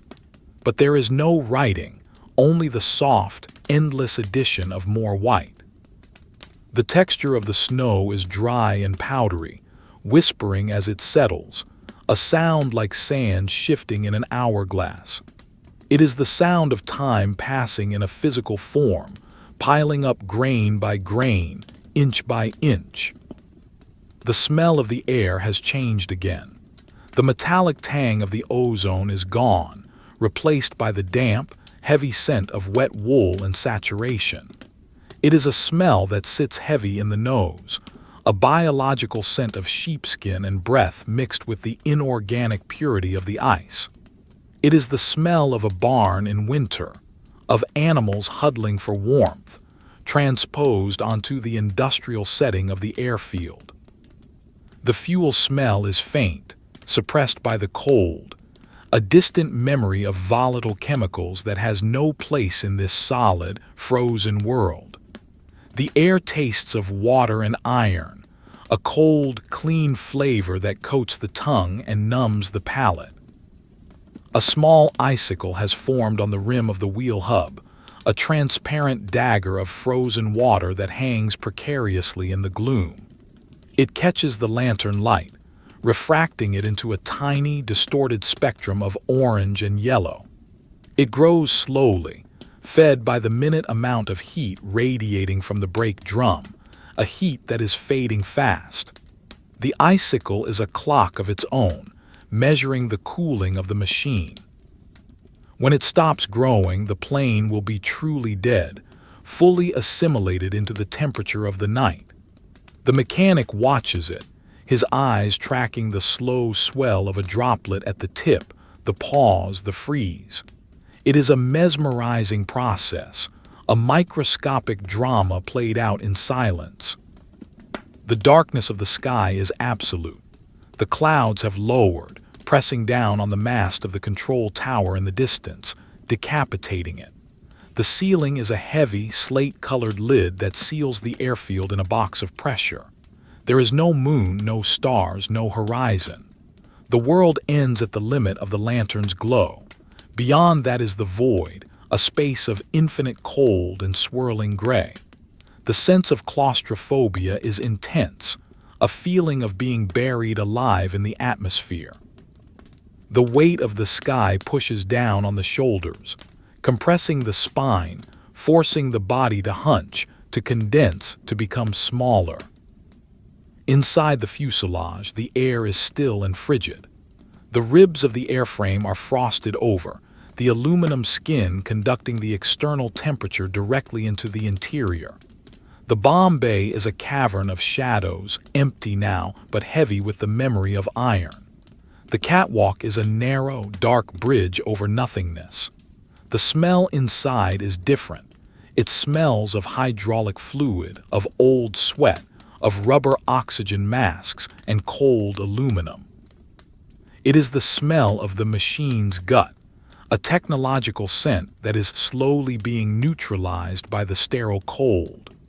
The silence inside is amplified by the metal walls, a resonant quiet that waits for the roar of the engines to shatter it. The wind has died down to a mere breath, a gentle exhalation that barely stirs the falling flakes.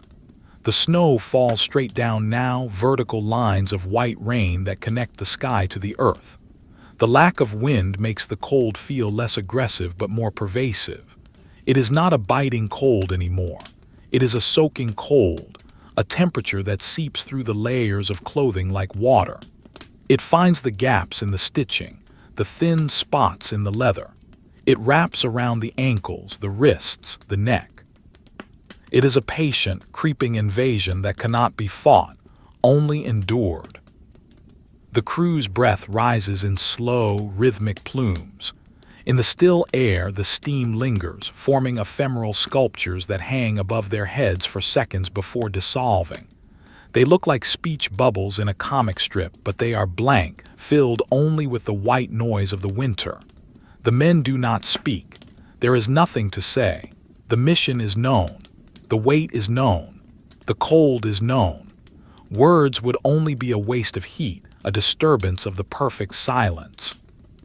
They communicate through their presence, through the shared endurance of the vigil. They are a single unit, a collective organism hibernating in the snow. Focus on the texture of the tire tread again. The deep grooves are now completely filled with packed snow, turning the tire into a smooth, white and black cylinder. The rubber that remains visible is dull and flat, absorbing the light. It looks like charcoal, dark and brittle. The interface between the tire and the snow is seamless, the two materials bonded by the ice. The bomber is rooted to the spot, grown into the ground like a great dark tree. To move it would require tearing the earth apart. It feels permanent, as if it has always been here and will always be here, a monument to the war and the winter. The lantern flame dips low, struggling against the lack of oxygen in the heavy air or perhaps the waning of the oil. The shadows lengthen, stretching out across the snow like dark fingers grasping for the wheels. The light turns a deep, bloody orange, a sunset color that speaks of endings. It illuminates the texture of the snow in high relief, the tiny peaks and valleys of the drifts, the individual crystals that glitter like diamond dust. It is a landscape of infinite detail, a fractal world of ice that is beautiful and deadly. The men watch the light fade, a dull anxiety stirring in their chests, but they do not move to trim the wick. That would require effort. That would require breaking the spell. The sensation of the feet is gone. The boots are blocks of wood at the end of the legs. The toes are distant memories. The cold has claimed the extremities, drawing the circle of life tighter around the core.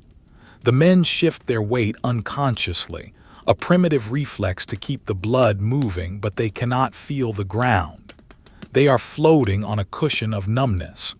It is a strange sensation, a detachment from the physical world. They are minds floating in the dark, tethered to the earth by the heavy, frozen anchors of their bodies. A single flake of snow lands on the eyelash of the gunner. It stays there, a tiny, blurry obstruction in his vision. He blinks, but it does not dislodge. It melts slowly, a cold tear that runs down his cheek. He does not wipe it away. He lets it trace a path through the stubble on his jaw, a line of cold fire that reminds him he still has skin. It is a small, intimate sensation, a point of focus in the vast, numb emptiness. The tear freezes on his chin, adding a tiny pearl of ice to the collection on his collar. The fuselage of the bomber is now a landscape of white and gray. The top surfaces are completely covered, a smooth, white field that curves away into the darkness. The sides are speckled with gray where the snow has failed to stick to the vertical metal. The underside is a cave of deep shadow, black and impenetrable. The contrast between the white top and the black bottom is stark, a visual division of the world into light and dark. The plane looks like a killer whale surfacing in a dark sea, its back awash with foam, its belly hidden in the depth. The weighting stretches out, a rubber band pulled to the point of snapping, but it never snaps. It just stretches and stretches, thinning out the perception of time until minutes feel like hours and hours feel like seconds. There is no rhythm to the weight, no beat to follow. It is a continuous flat note, a drone that vibrates in the bones. The mind tries to find a pattern, to count the snowflakes, to trace the shadows, but there is no pattern. There is only the random chaos of the weather and the static endurance of the machine. Far off, a vehicle engine coughs into life. It is a harsh, grinding sound, metal against metal, struggling against the thick oil and the cold battery. It catches, splutters, dies. Then silence rushes back in, heavier than before. The sound was an intruder, a violation of the peace. The men do not turn their heads. They know the sound. It is the sound of failure, of the cold winning. They wait for it to try again, but it does not. The silence is victorious. The battery is dead. The night remains undefeated. The texture of the drawing is getting darker, the charcoal strokes heavier and more frantic in the shadows. The artist is trying to capture the weight of the air, the density of the cold. The paper is saturated with black, the grain filled to bursting. The white of the snow is not drawn. It is the absence of drawing, the negative space left blank. This gives the snow a luminance, a glowing quality that seems to come from within the paper itself. It is a light that does not illuminate, a cold, dead light that reveals nothing but the shape of the drifts. The heavy, soothing repetition of the narrative mirrors the state of the crew. Nothing happens, the snow falls, the wind breathes, the men stand, the plane waits. It is a loop of existence, a closed circuit of cold and dark. There is no escape from the loop, no exit door. The only way out is through the dawn, and the dawn is 1,000,000 miles away, hidden behind the curvature of the earth and the wall of the storm. The mind accepts this. The mind settles into the groove of the wait, finding a strange comfort in the lack of expectation. There is nothing to do but be here. The landing gear strut, a massive column of steel, seems to vibrate with a low-frequency hum. It is not a sound, it is a resonance, a sympathetic vibration with the tension of the earth. The weight of the plane pressing down, the resistance of the frozen ground pushing up. The strut is the mediator of these forces, the focal point of the pressure. It stands rigid, unyielding, a testament to the strength of the metal. The grease on the sliding surfaces is frozen into a solid collar, a dark ring that marks the limit of the suspension travel. The snow is accumulating on the men's hats, turning them into white domes. They look like mushrooms sprouting from the dark earth of the airfield. The wool of the hats is damp and heavy, pressing down on their foreheads. The heat from their heads melts the bottom layer of snow, creating a layer of water that freezes again as it seeps into the fabric. It is a cold, wet crown that they wear, a coronation of the winter. They do not remove it. It is part of them now. The horizon is lost in the blur of the falling snow. The world has no edges. It is a sphere of gray fog and white flakes. The sense of direction is gone. If they walked away from the lantern, they would be lost in 10 paces, swallowed by the whiteout. The lantern is the lighthouse, the sun, the center of the universe. They orbit it, tethered by the gravity of the light and the warmth. To leave the circle is to die. To stay is to endure. And so the 7th hour of the watch passes, or perhaps it is the 8th or the 1000th. The time is irrelevant. The snow falls. The darkness holds. The bomber waits, a dark angel with wings of ice, sleeping on the frozen runway, dreaming of fire and the dawn. The silence is a heavy blanket tucked in tight around the edges of the world. The snow has now begun to alter the fundamental geometry of the airfield, softening the hard, industrial angles of the revetments and the dispersal points into rolling, organic mounds of white. The transformation is slow, a gradual erasure of the man-made world by the persistent, silent accumulation of the winter. The sharp edges of the wheel chocks are gone, buried beneath a smooth, curved drift that mimics the shape of a sand dune. The connection between the tire and the concrete is no longer a distinct line. It is a gradient of white rising to meet the black rubber, a ramp of ice that welds the machine to the earth. The bomber appears to be sinking, not into the ground, but into a rising tide of silence, and cold that threatens to swallow it whole. In this deep, monochromatic stillness, the visual quality of the scene has become even more textured, more like a charcoal rubbing taken from a rough stone surface. The darkness is grainy, filled with the noise of the falling snow and the inherent texture of the night. The artist's hand seems to have grown heavier, shading the background with broad, flat strokes of indigo and slate, pressing the darkness into the paper until it is a physical weight. The lantern light, now low and struggling, provides the only counterpoint, a smudge of burnt umber that barely illuminates the knees of the standing men. The light is not a beam, it is a presence, a faint warmth that is more psychological than physical, a reminder of fire in a world of ice. The men of the ground crew have become indistinguishable from the landscape. They are vertical extensions of the snow drifts, pillars of dark wool and leather that have been coated in a thick white rime. They do not move. The cold has seeped past the layers of sheepskin and flannel, past the skin and the muscle, and settled into the bones. It is a heavy, calcifying sensation, as if the marrow itself is turning to stone. To stand is no longer an act of will. It is a state of being, a rigid posture maintained by the freezing of the joints. Their boots are buried inches deep in the snow, anchored to the hardstand by the ice that has formed around the leather. They are rooted, quiet sentinels in the garden of the machines.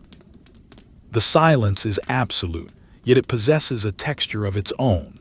It is a thick, muffled silence, damp and heavy like a wet blanket. The falling snow absorbs every vibration, every sonic ripple, before it can travel more than a few feet. The sound of a breath is loud in this quiet, a rasping intake of air that echoes inside the hood of the parka. The sound of the blood rushing in the ears is a low, constant roar, like the sound of the ocean heard from far away. It is the sound of the body's own internal machinery struggling to maintain its rhythm against the static of the cold. The external world has been muted, turned down to zero volume, leaving only the internal landscape of the weight. Focus shifts to the surface of the fuselage, specifically the area around the waist gunner's window. The aluminum skin, once smooth and reflective, is now a dull, matte gray, coated in a layer of frost that looks like fine sandpaper. The rivets are tiny bumps under this coating, a field of small, white hills on a gray plain. The window itself is dark, a black square that reflects nothing. Inside the glass, condensation has frozen in intricate, fern-like patterns, delicate structures of ice that block the view out and the view in. It is a barrier of frost, sealing the interior of the plane away from the exterior world. The darkness inside is preserved, a time capsule of the air from hours ago, before the snow began to fall in earnest. The smell of the air is singular and overpowering in its purity.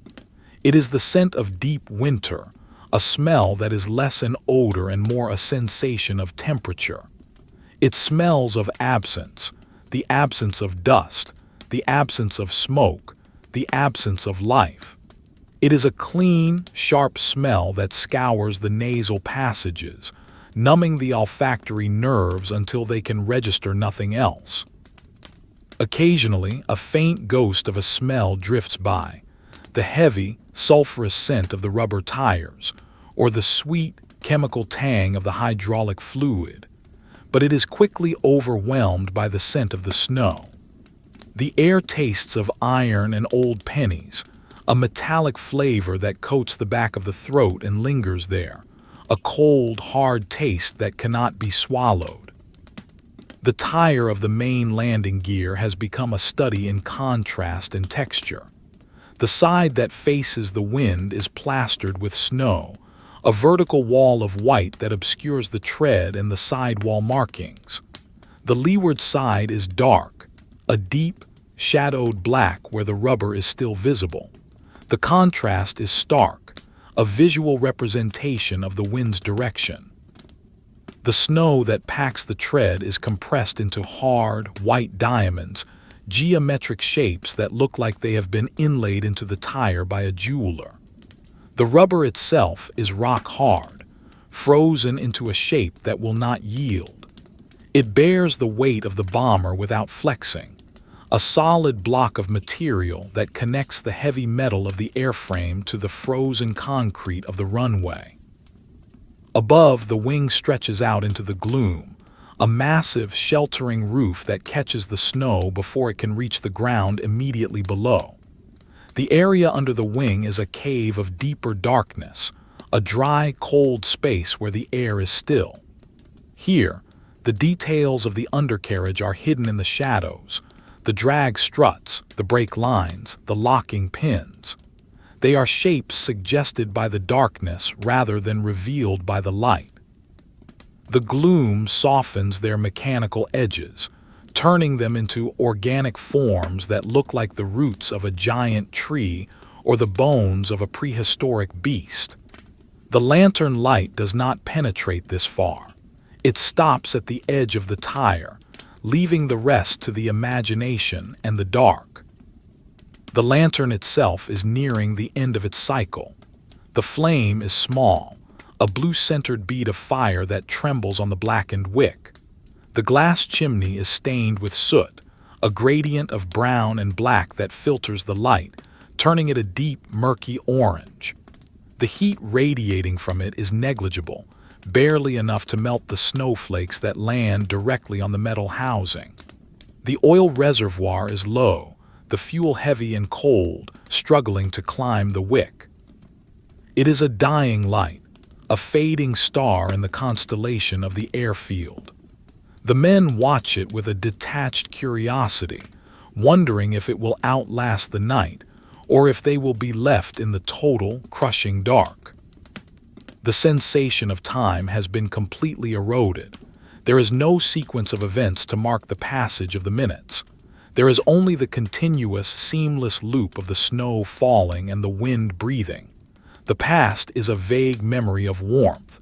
The future is an abstract concept of dawn. The present is a solid block of existence, a frozen cube of time that the men are trapped inside. They do not think about the mission anymore. They do not think about the enemy. They think about the cold. They think about the snow. They think about the stillness. Their minds have slowed down to match the frequency of the environment, entering a state of hibernation where thought is unnecessary and movement is impossible. A single drop of oil hangs from the edge of the engine cowling, suspended in the cold air. It has been there for hours, growing slowly, fed by a microscopic leak in a gasket somewhere deep in the engine's heart. It is black and glossy, a perfect sphere of fluid that reflects the distorted image of the snow-covered ground. It does not fall. The viscosity of the oil is so high that it defies gravity, clinging to the metal with a stubborn persistence.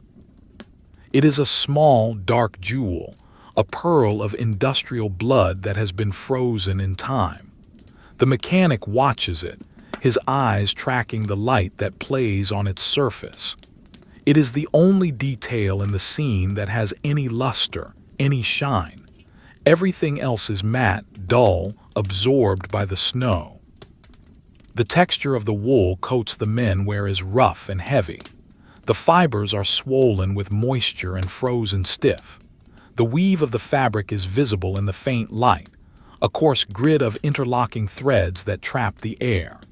The snow that has settled on the wool does not melt.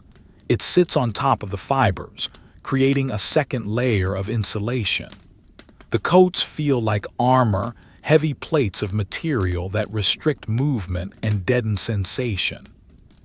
Inside the coats, the men are small and cold, shrinking away from the touch of the frozen fabric. They are turtles in shells of ice, waiting for the sun to warm the stone. The wind shifts again, dropping to a mere whisper. The air becomes incredibly still, a vacuum of silence.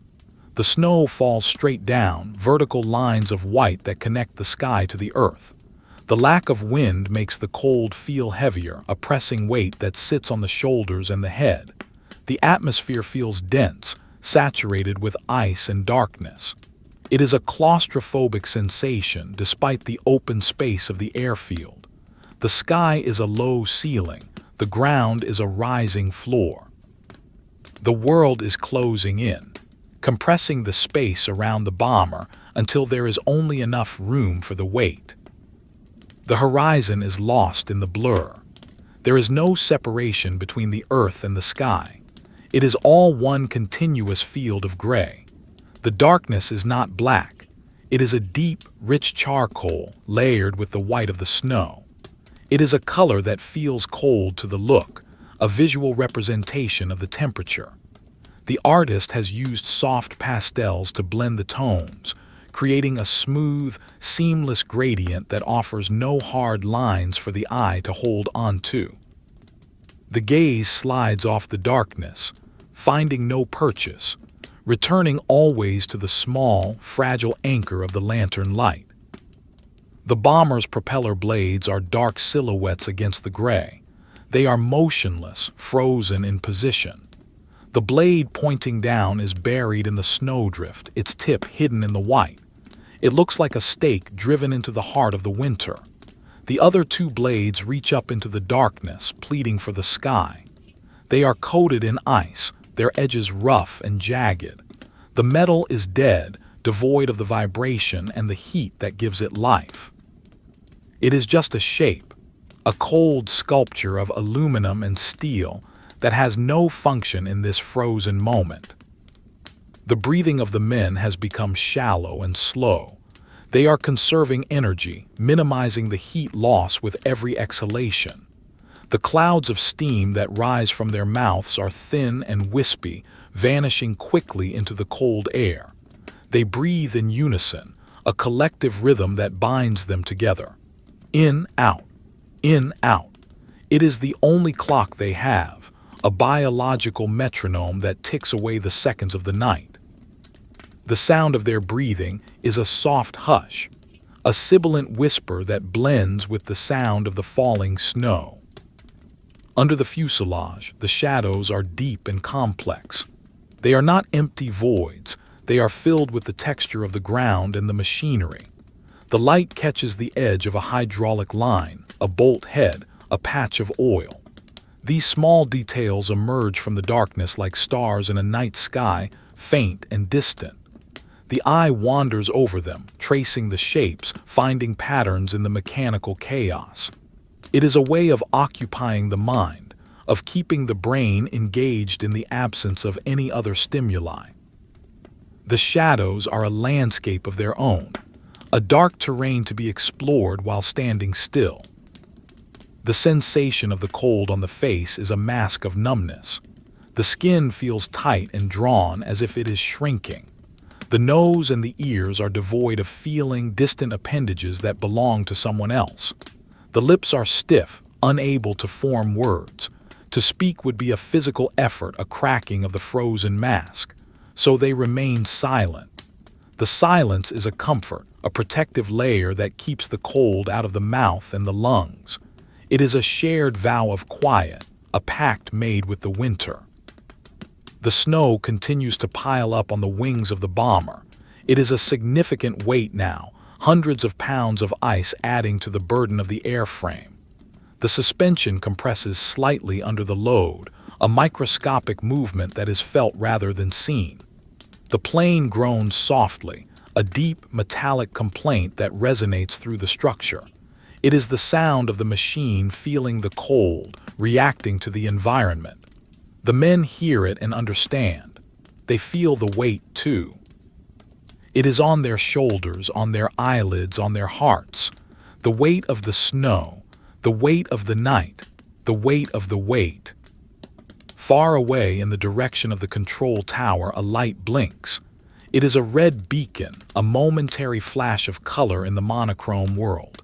It blinks once, twice, then vanishes, swallowed by the snow. It is a signal from another world, a world of electricity and urgency. Here, in the dispersal point, it has no meaning. It is just a red dot in the gray, a visual glitch in the drawing. The men do not react. They do not look up. Their focus is on the ground, on the snow, on the immediate reality of the freeze. The texture of the drawing is becoming softer, more diffused. The sharp lines are gone. The world is a blur of soft edges and muted tones. The bomber is a cloud of darkness. The men are shadows. The snow is a texture of the paper. The lantern is a fading memory of light. The scene is dissolving into the atmosphere, becoming pure mood, pure sensation. The visual information is minimal, reduced to the interplay of light and dark, cold and warm. It is a hypnotic image, a visual mantra that calms the mind and induces a trance-like state. The cold has a sound. It is a high, thin ringing in the ears, a frequency that sits just at the edge of hearing. It is the sound of the nerves misfiring, of the blood slowing down.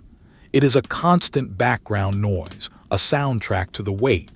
It harmonizes with the silence of the snow, creating a chord of stillness that vibrates in the skull. The men listen to it, accepting it as part of the night. It is the song of the freeze, the anthem of the pre-dawn watch. And the waiting continues. It is a long, straight road that stretches out into the dark. The men are walking it step by stationary step. There is no destination, only the journey. The journey is the cold. The journey is the silence.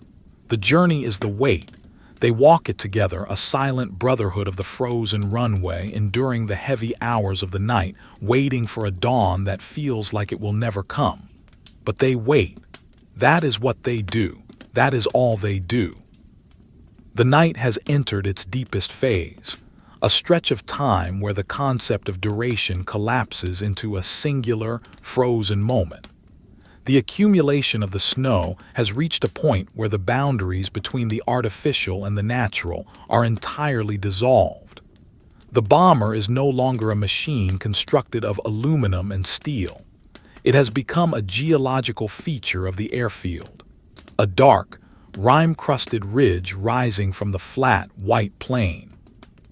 The drifts have climbed the sides of the wheels, swallowing the rubber and the hubs, reaching up towards the oleo struts like a slow, rising tide of ice.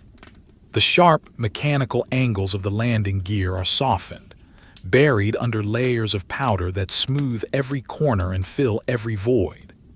The plane is anchored to the earth not by gravity alone, but by the physical bond of the freeze, a welding of metal to water that feels permanent and unbreakable. In this profound, monochromatic silence, the visual field has darkened significantly. The vintage drawing style is now dominated by the heaviest of charcoal strokes, the artist pressing down with such force that the grain of the paper is completely filled with black. The deep blues and grays of the earlier night have deepened into a near-total obscurity, a heavy, velvet curtain that hangs just inches before the eyes. The lantern, which has been the faithful companion of the watch, is now in its final throes. The flame is a tiny, struggling bead of blue and weak orange, drowning in the pool of meltwater and exhausted oil at the bottom of the reservoir. It casts no beams, throws no shadows. It merely exists as a faint, glowing point of reference in the overwhelming void, a dying ember in the ashes of the night. The men of the ground crew have retreated further into the fortress of their clothing. They are no longer distinct figures. They are merged with the shadows, their outlines blurred and lost in the gloom. The snow that coats their shoulders and caps has frozen into a solid carapace, a white shell that cracks faintly with the microscopic movements of their breathing. They do not shift their weight anymore. The cold has moved beyond the sensation of numbness and become a state of structural rigidity. Their boots are one with the frozen ground, their legs pillars of stone. The sensation of the feet, the knees, even the hands has been erased, replaced by a heavy, dull absence of feeling. They are consciousness suspended in a medium of ice, minds floating in the dark, tethered to the earth by the weight of their own frozen forms. The silence is a physical pressure, a weight that presses against the eardrums and the chest. The wind has dropped completely, leaving the air motionless and dead. There is no rustle of grass, no creaking of metal, no whisper of drift. There is only the silence of the vacuum, a profound, resonant quiet that amplifies the internal sounds of the body, the slow, heavy thud of the heart, the high, thin whine of the nervous system, the soft rasp of air moving through the throat. It is a silence that feels ancient, a pre-human quiet that belongs to the glaciers and the deep ocean trenches. To speak in this silence would be a violation, a desecration of the stillness. So the men remain mute, their thoughts slow and fluid, drifting like the fog that has begun to settle in the low spots of the airfield. Focus settles on the propeller of the starboard engine. The blade that points towards the earth is buried deep in a snowdrift, its tip hidden from view. The metal of the blade is dark and dull, absorbing the faint ambient light. Along the leading edge, a ridge of clear ice has built up, smooth and hard as glass. It thickens towards the hub, a transparent armor that changes the aerodynamic profile of the blade. The mechanic's eyes trace the line of the ice, following the curve of the metal up into the darkness. He knows that the engine behind it is a block of cold iron, the oil within it thick as tar, the cylinders contracting in the freeze. The machine is asleep, a deep, cryogenic slumber that mimics death. The air is saturated with the smell of the freeze. It is a scent that has no reference point in the world of warmth. It is not the smell of rot or growth. It is the smell of stasis. It tastes of zinc and old snow, a flat metallic flavor that coats the tongue. The moisture in the air is supercooled, ready to freeze on contact with any surface. When the men inhale, they feel the air crystallizing in their nostrils, a sharp, prickling sensation that travels down into the lungs. The exhale is a dense, heavy cloud that hangs in front of their faces for a long time, reluctant to disperse in the still air. These clouds of breath are the only evidence of life, small, ephemeral ghosts that prove the fire still burns deep within the layers of wool. The texture of the drawing, the reality they inhabit, is thick and grainy. The darkness is not a smooth field of black.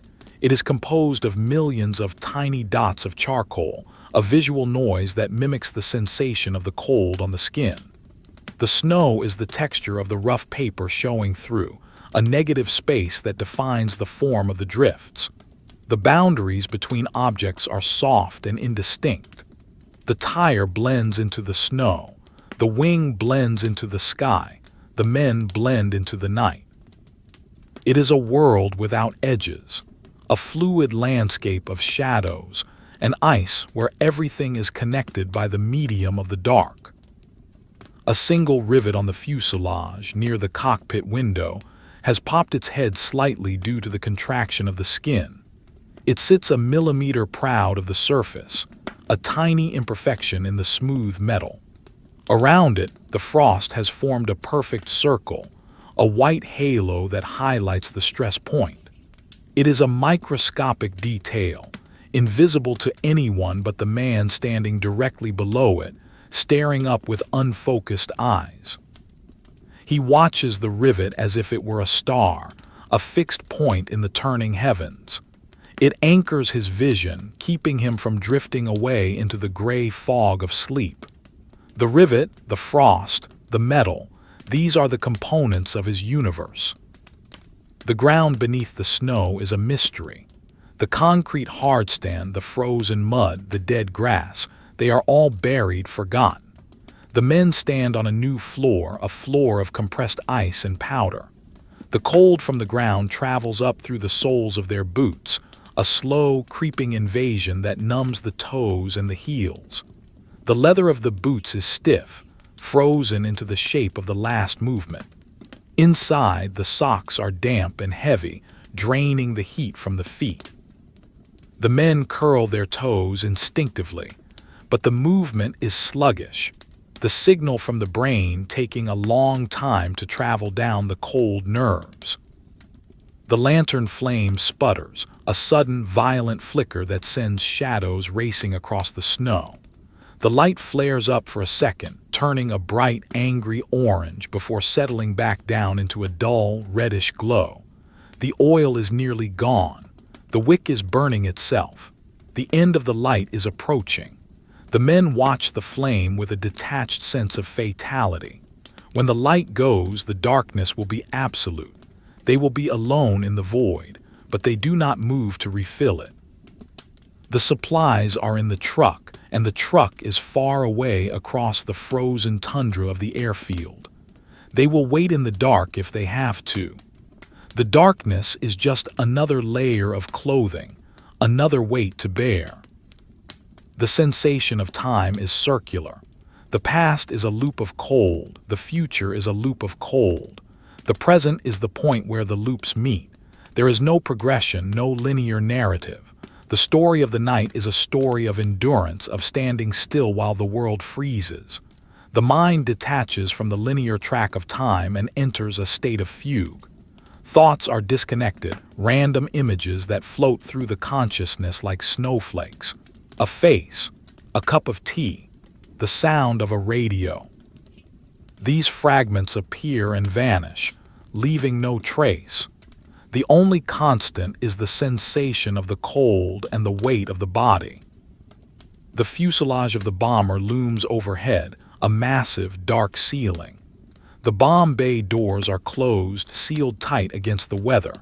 The seal is frozen, a line of ice that cements the doors shut. Inside the bay, the darkness is total. It is a space of pure potential, a hollow belly waiting to be filled.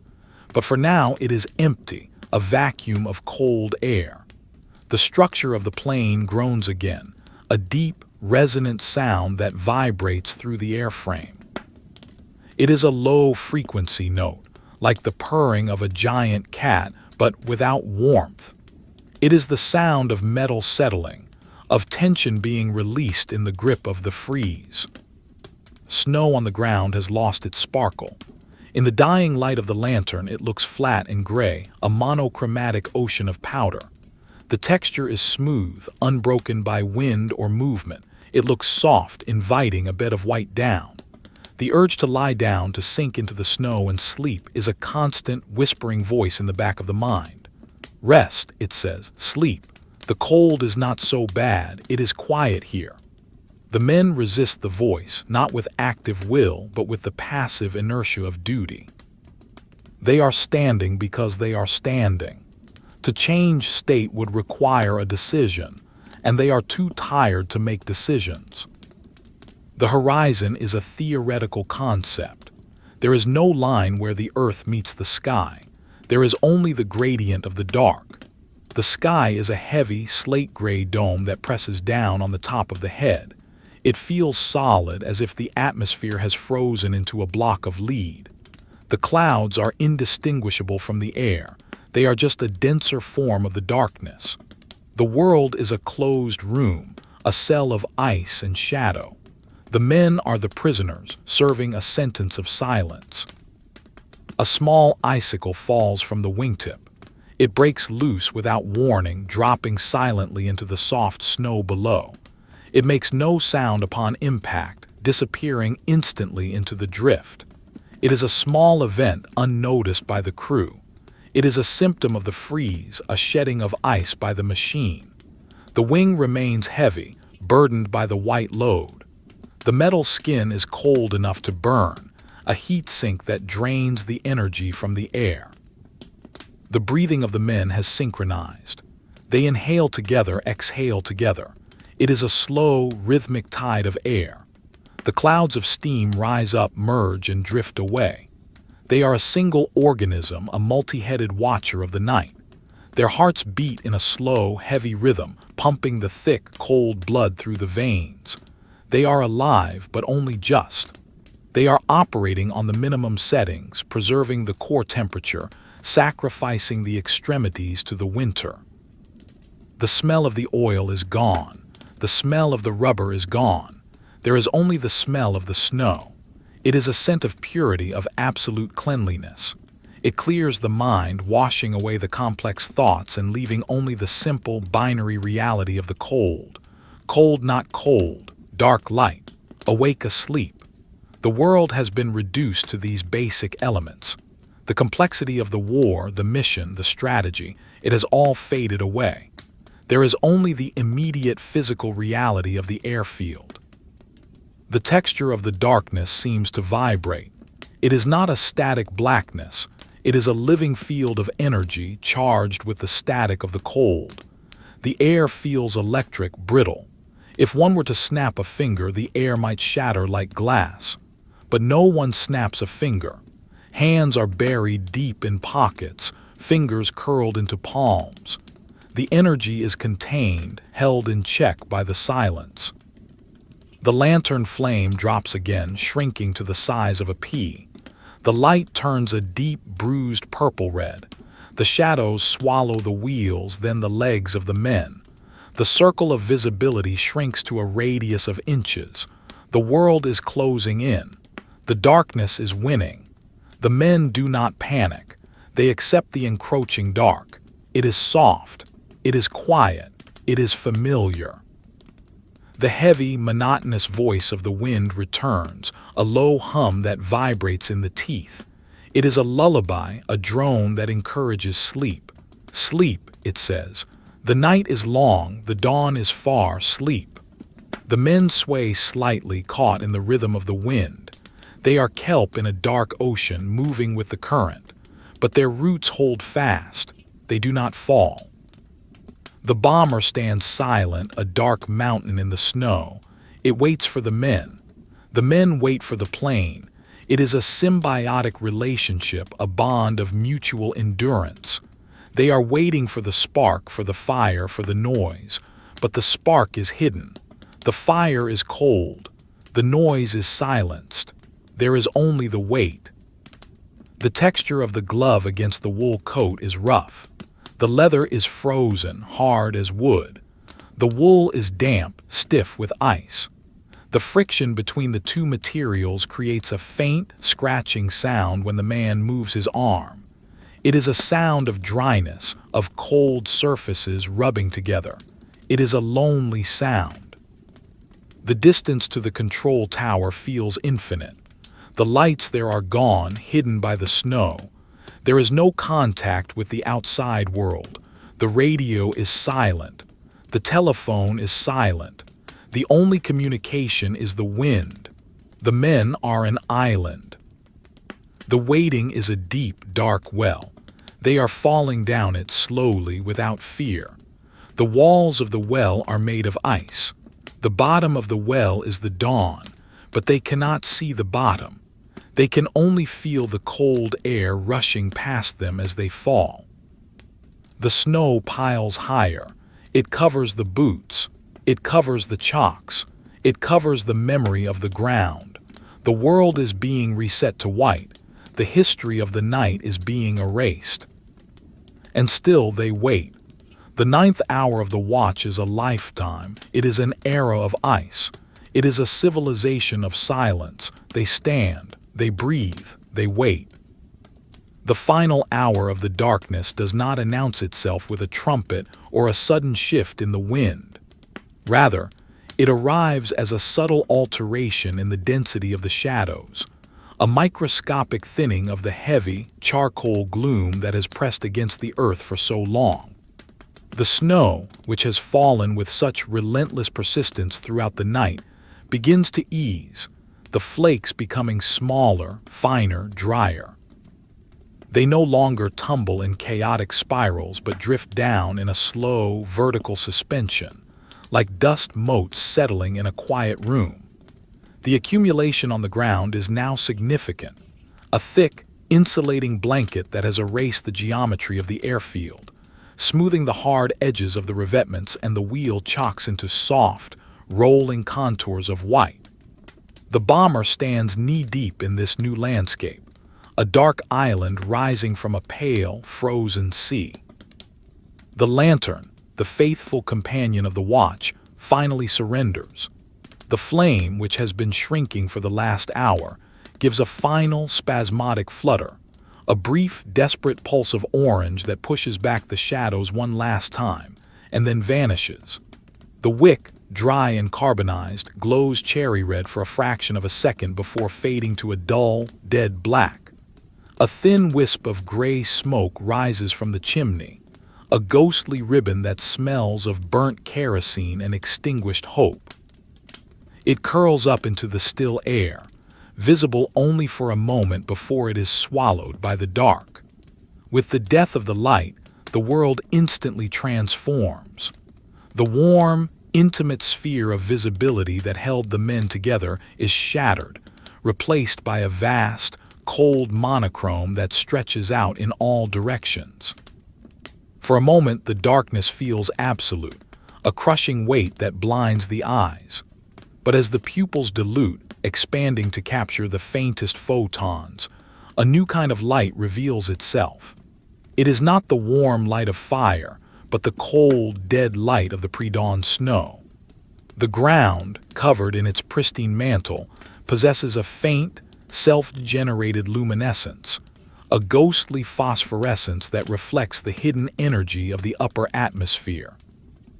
It is a light without a source, a flat, shadowless gray that reveals the shape of the bomber in silhouette. The aircraft looks immense now, a towering cliff of black metal against the slightly lighter gray of the sky. It is a stark, graphic image, a study in high contrast where the middle tones have been frozen out of existence. The silence deepens with the extinguishing of the lantern, as if the faint hiss of the flame was the only thing holding the noise of the world at bay. Now, there is only the sound of the blood in the ears, a low, rhythmic thrumming that mimics the distant sound of the sea. The men stand in the new darkness, their positions unchanged. They are darker shadows within the shadow, vertical strokes of charcoal on the gray paper. The cold, no longer held back by the psychological warmth of the flame, seems to step closer, tightening its grip on their ankles and wrists. It is a possessive cold, jealous of any heat that remains within the layers of wool and leather. It presses against the chest, seeking the heart, seeking the core. Focus settles on the texture of the snow immediately around the dead lantern. The metal housing is cooling rapidly, the heat bleeding away into the air. A snowflake lands on the glass chimney and does not melt. It sits there, a tiny, perfect crystal marking the victory of the winter over the fire. Another follows, and then another. Soon, the lantern will be just another mound of white, a buried artifact of the night. The ground crew chief looks down at it, his gaze heavy and slow. He does not move to pick it up. It belongs to the snow now. His hands remain deep in his pockets, his fingers curled into tight fists, preserving the last few degrees of warmth. To the east, the sky begins to bruise. It is not a sunrise. There is no gold, no pink, no promise of warmth. It is a shifting of the gray towards a deep, bruised purple, a color that suggests old iron and deep water. The heavy cloud layer that has acted as a ceiling all night begins to show texture, revealing the rolling, tumultuous shapes of the vapor. These clouds are slate-colored, heavy with unshed snow, their bellies dark and ominous. They hang low over the airfield, scraping the tops of the distant trees, a moving roof that shuts out the universe. The change in light is agonizingly slow, a gradual dilution of the ink that fills the air. It is a light that brings no comfort, only exposure. It reveals the desolation of the landscape, the emptiness of the flatlands. The bomber emerges from the night like a ship surfacing from the depths. The details of the fuselage begin to resolve themselves, not as sharp lines but as variations in texture. The frost on the aluminum skin looks like gray velvet, soft and thick. The oil stains on the engine cowlings appear as dark, slick patches, wet bruises on the metal. The glass of the cockpit canopy is a dull, opaque lead color, reflecting the heavy sky. The machine looks tired, battered by the elements, a weary beast that has been sleeping in the ice. The snow on the wings is a heavy burden, a thick, white airfoil that changes the shape of the plane, weighing it down, pressing the tires deeper into the drifts. The men begin to stir. The movement is microscopic at first, A shifting of the weight, a turning of the head, a slow blink of the eyes.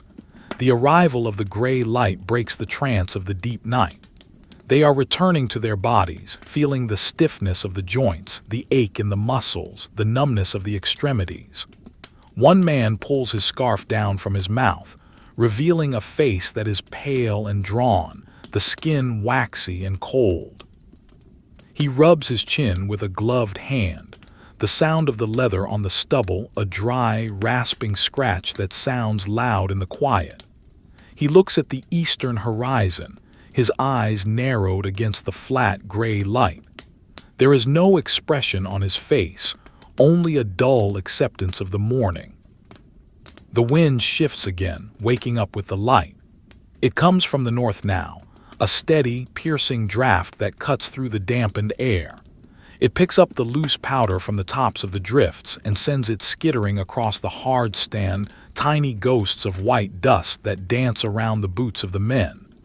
The sound of the wind is a low whistle, a mournful note played across the opening of the engine intakes. It is the breath of the airfield, cold and indifferent. It carries with it the sounds of the base waking up. Far away on the other side of the perimeter, a truck engine cranks over, a starter motor whining in the cold. It catches, coughs, and dies, then cranks again. It is the sound of the war restarting, a mechanical struggle against the freeze. The texture of the drawing, the visual reality of the moment, is changing from a charcoal sketch to a watercolor painting done in dirty wash. The distinct blacks and whites are blending into a universal, muddy gray. The snow loses its pristine luminescence and becomes a flat, white surface. The shadows lose their depth and become merely dark patches. The world is becoming real again, losing the dreamlike quality of the night. It is a gritty, harsh reality, defined by the cold metal, the frozen mud, and the heavy sky. The romance of the darkness is gone, replaced by the grim utility of the dawn. Pilot appears. He walks out of the gloom from the direction of the dispersal hut, a heavy, bundled figure moving slowly through the snow. He carries a parachute bag over one shoulder, its canvas strap digging into his heavy coat. His boots crunch loudly on the crust that has formed over the drifts. Crunch, crunch, crunch. The sound is rhythmic, purposeful, breaking the static silence of the weight. He stops near the wing, looking up at the massive, snow-covered bird. He does not speak to the ground crew. He nods, a small, barely perceptible dip of the chin. It is an acknowledgement of their vigil, a silent transfer of custody. The wait is ending, the mission is beginning. The ground crew moves to the wheel chocks. Their movements are stiff and awkward like marionettes with tangled strings. They kick the snow away from the wood, their boots thumping against the frozen blocks. They grab the ropes, their gloves slipping on the icy fibers. They pull. The chocks are frozen to the ground, welded by the ice. They pull harder, grunting with the effort. With a sharp crack, the ice gives way and the blocks slide free, leaving dark, rectangular scars in the snow. The plane is untethered now, held in place only by its own weight and the friction of the frozen tires. The mechanic moves to the number 1 engine. He reaches up and unlatches the cowling access panel.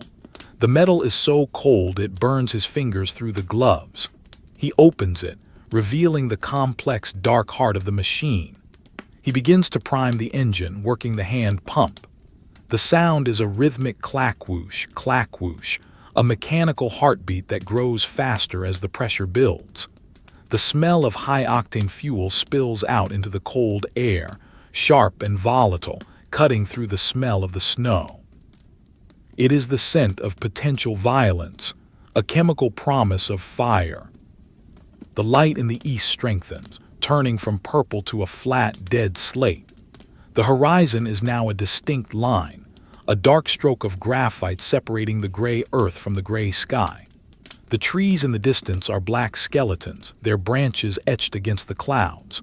A flock of rooks rises from the wood, a cloud of black specks that swirls and eddies in the wind. They are silent, ominous, watching the airfield from above. They are the only living things in the sky, the masters of the air until the engines start. The crew begins to board. They climb the ladder into the fuselage one by one, disappearing into the dark belly of the plane. The sound of their boots on the metal rungs is a hollow clang that echoes inside the airframe. The hatch closes behind the last man with a heavy, metallic thud. The sound is final, a door closing on the world. The ground crew stands back, retreating to the edge of the hardstand, their job done. They are observers now, witnesses to the awakening. They stand in a line, hands back in pockets, shoulders hunched against the wind. They wait for the noise. The propeller of the number 1 engine jerks. It moves a few inches, then stops. The oil is thick, resisting the turn. It jerks again, a sudden spasm of the metal blade. Then, with a cough of black smoke and a sheet of blue flame that licks back over the wing, the engine catches. The sound is deafening, a roar that shatters the silence of the night into a million pieces. It is a physical blow, a wave of pressure that hits the chest. The propeller blurs into a disk of gray transparency, shedding the ice in a shower of glittering shards that fly out into the snow. The smoke whips away in the slipstream, a dark banner unfurling behind the wing. Then the second engine starts, then the third, then the fourth. The harmony of the night is replaced by the harmony of the machine. The roar settles into a deep, steady thrum, a vibration that shakes the ground and the bones of the men standing on it.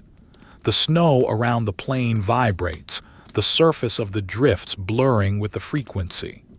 The air behind the wings shimmers with heat, the exhaust distorting the view of the hangars in the distance. The heat is sudden and violent, melting the snow on the hardstand instantly, turning the white world into a wet, black mirror. But the plane does not move yet. It sits there, vibrating, warming its blood, gathering its strength.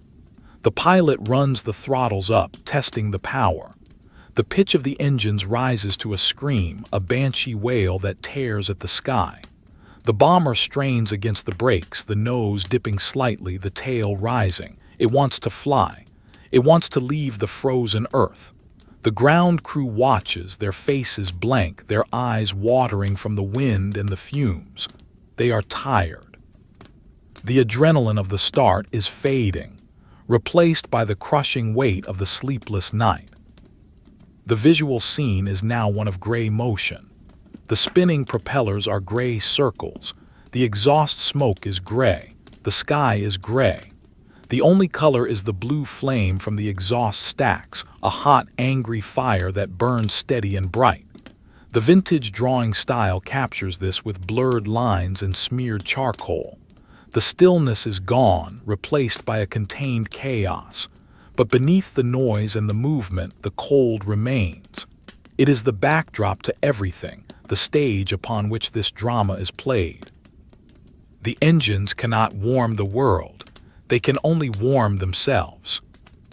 The brakes are released. The bomber lurches forward. It moves slowly at first, heavy with fuel and bombs. The tires crush the snow, leaving wide black tracks on the white runway. It turns onto the taxiway, a lumbering giant finding its way to the active strip. The ground crew watches it go. They do not wave. It is bad luck to wave. They just watch. The plane grows smaller, turning into a dark shape in the distance, a silhouette against the gray dawn. The sound of the engines fades slightly, becoming a deep drone that merges with the wind. The men are left alone on the hardstand. The space where the bomber stood is empty, a large rectangle of black concrete and melted snow in the middle of the white field. It looks like a grave, or a foundation for a building that was never built. The wind rushes in to fill the vacuum left by the plane, swirling the snow into new drifts, beginning the work of erasure immediately. The footprints of the men, the tracks of the tires, the oil stains, they will all be covered soon. The winter does not tolerate scars. The ground crew chief looks at the empty space, then at the sky. The dawn has fully arrived, such as it is. It is a gray, joyless light that offers no hope of sun. It is simply the start of another day of waiting. He turns to his men. He does not speak. He simply nods towards the truck. They begin to walk, their movements slow and heavy. They leave the lantern where it lies, buried in the snow. They walk away from the runway, back towards the warmth of the mess hut, back towards sleep. The story ends not with the flight, but with the return to the silence. The roar of the bomber fades into the distance, becoming a part of the atmosphere, a background hum that is indistinguishable from the wind. The airfield is quiet again. The snow continues to fall, lighter now, dusting the black tracks, hiding the evidence. The cold remains supreme. The wait is over, and yet the wait continues. The cycle of the frozen runway turns once more. The dawn has come, but the winter remains. The darkness has lifted, but the gray is eternal. The silence settles back down, a heavy, comfortable blanket, tucking the world in for the long, cold day.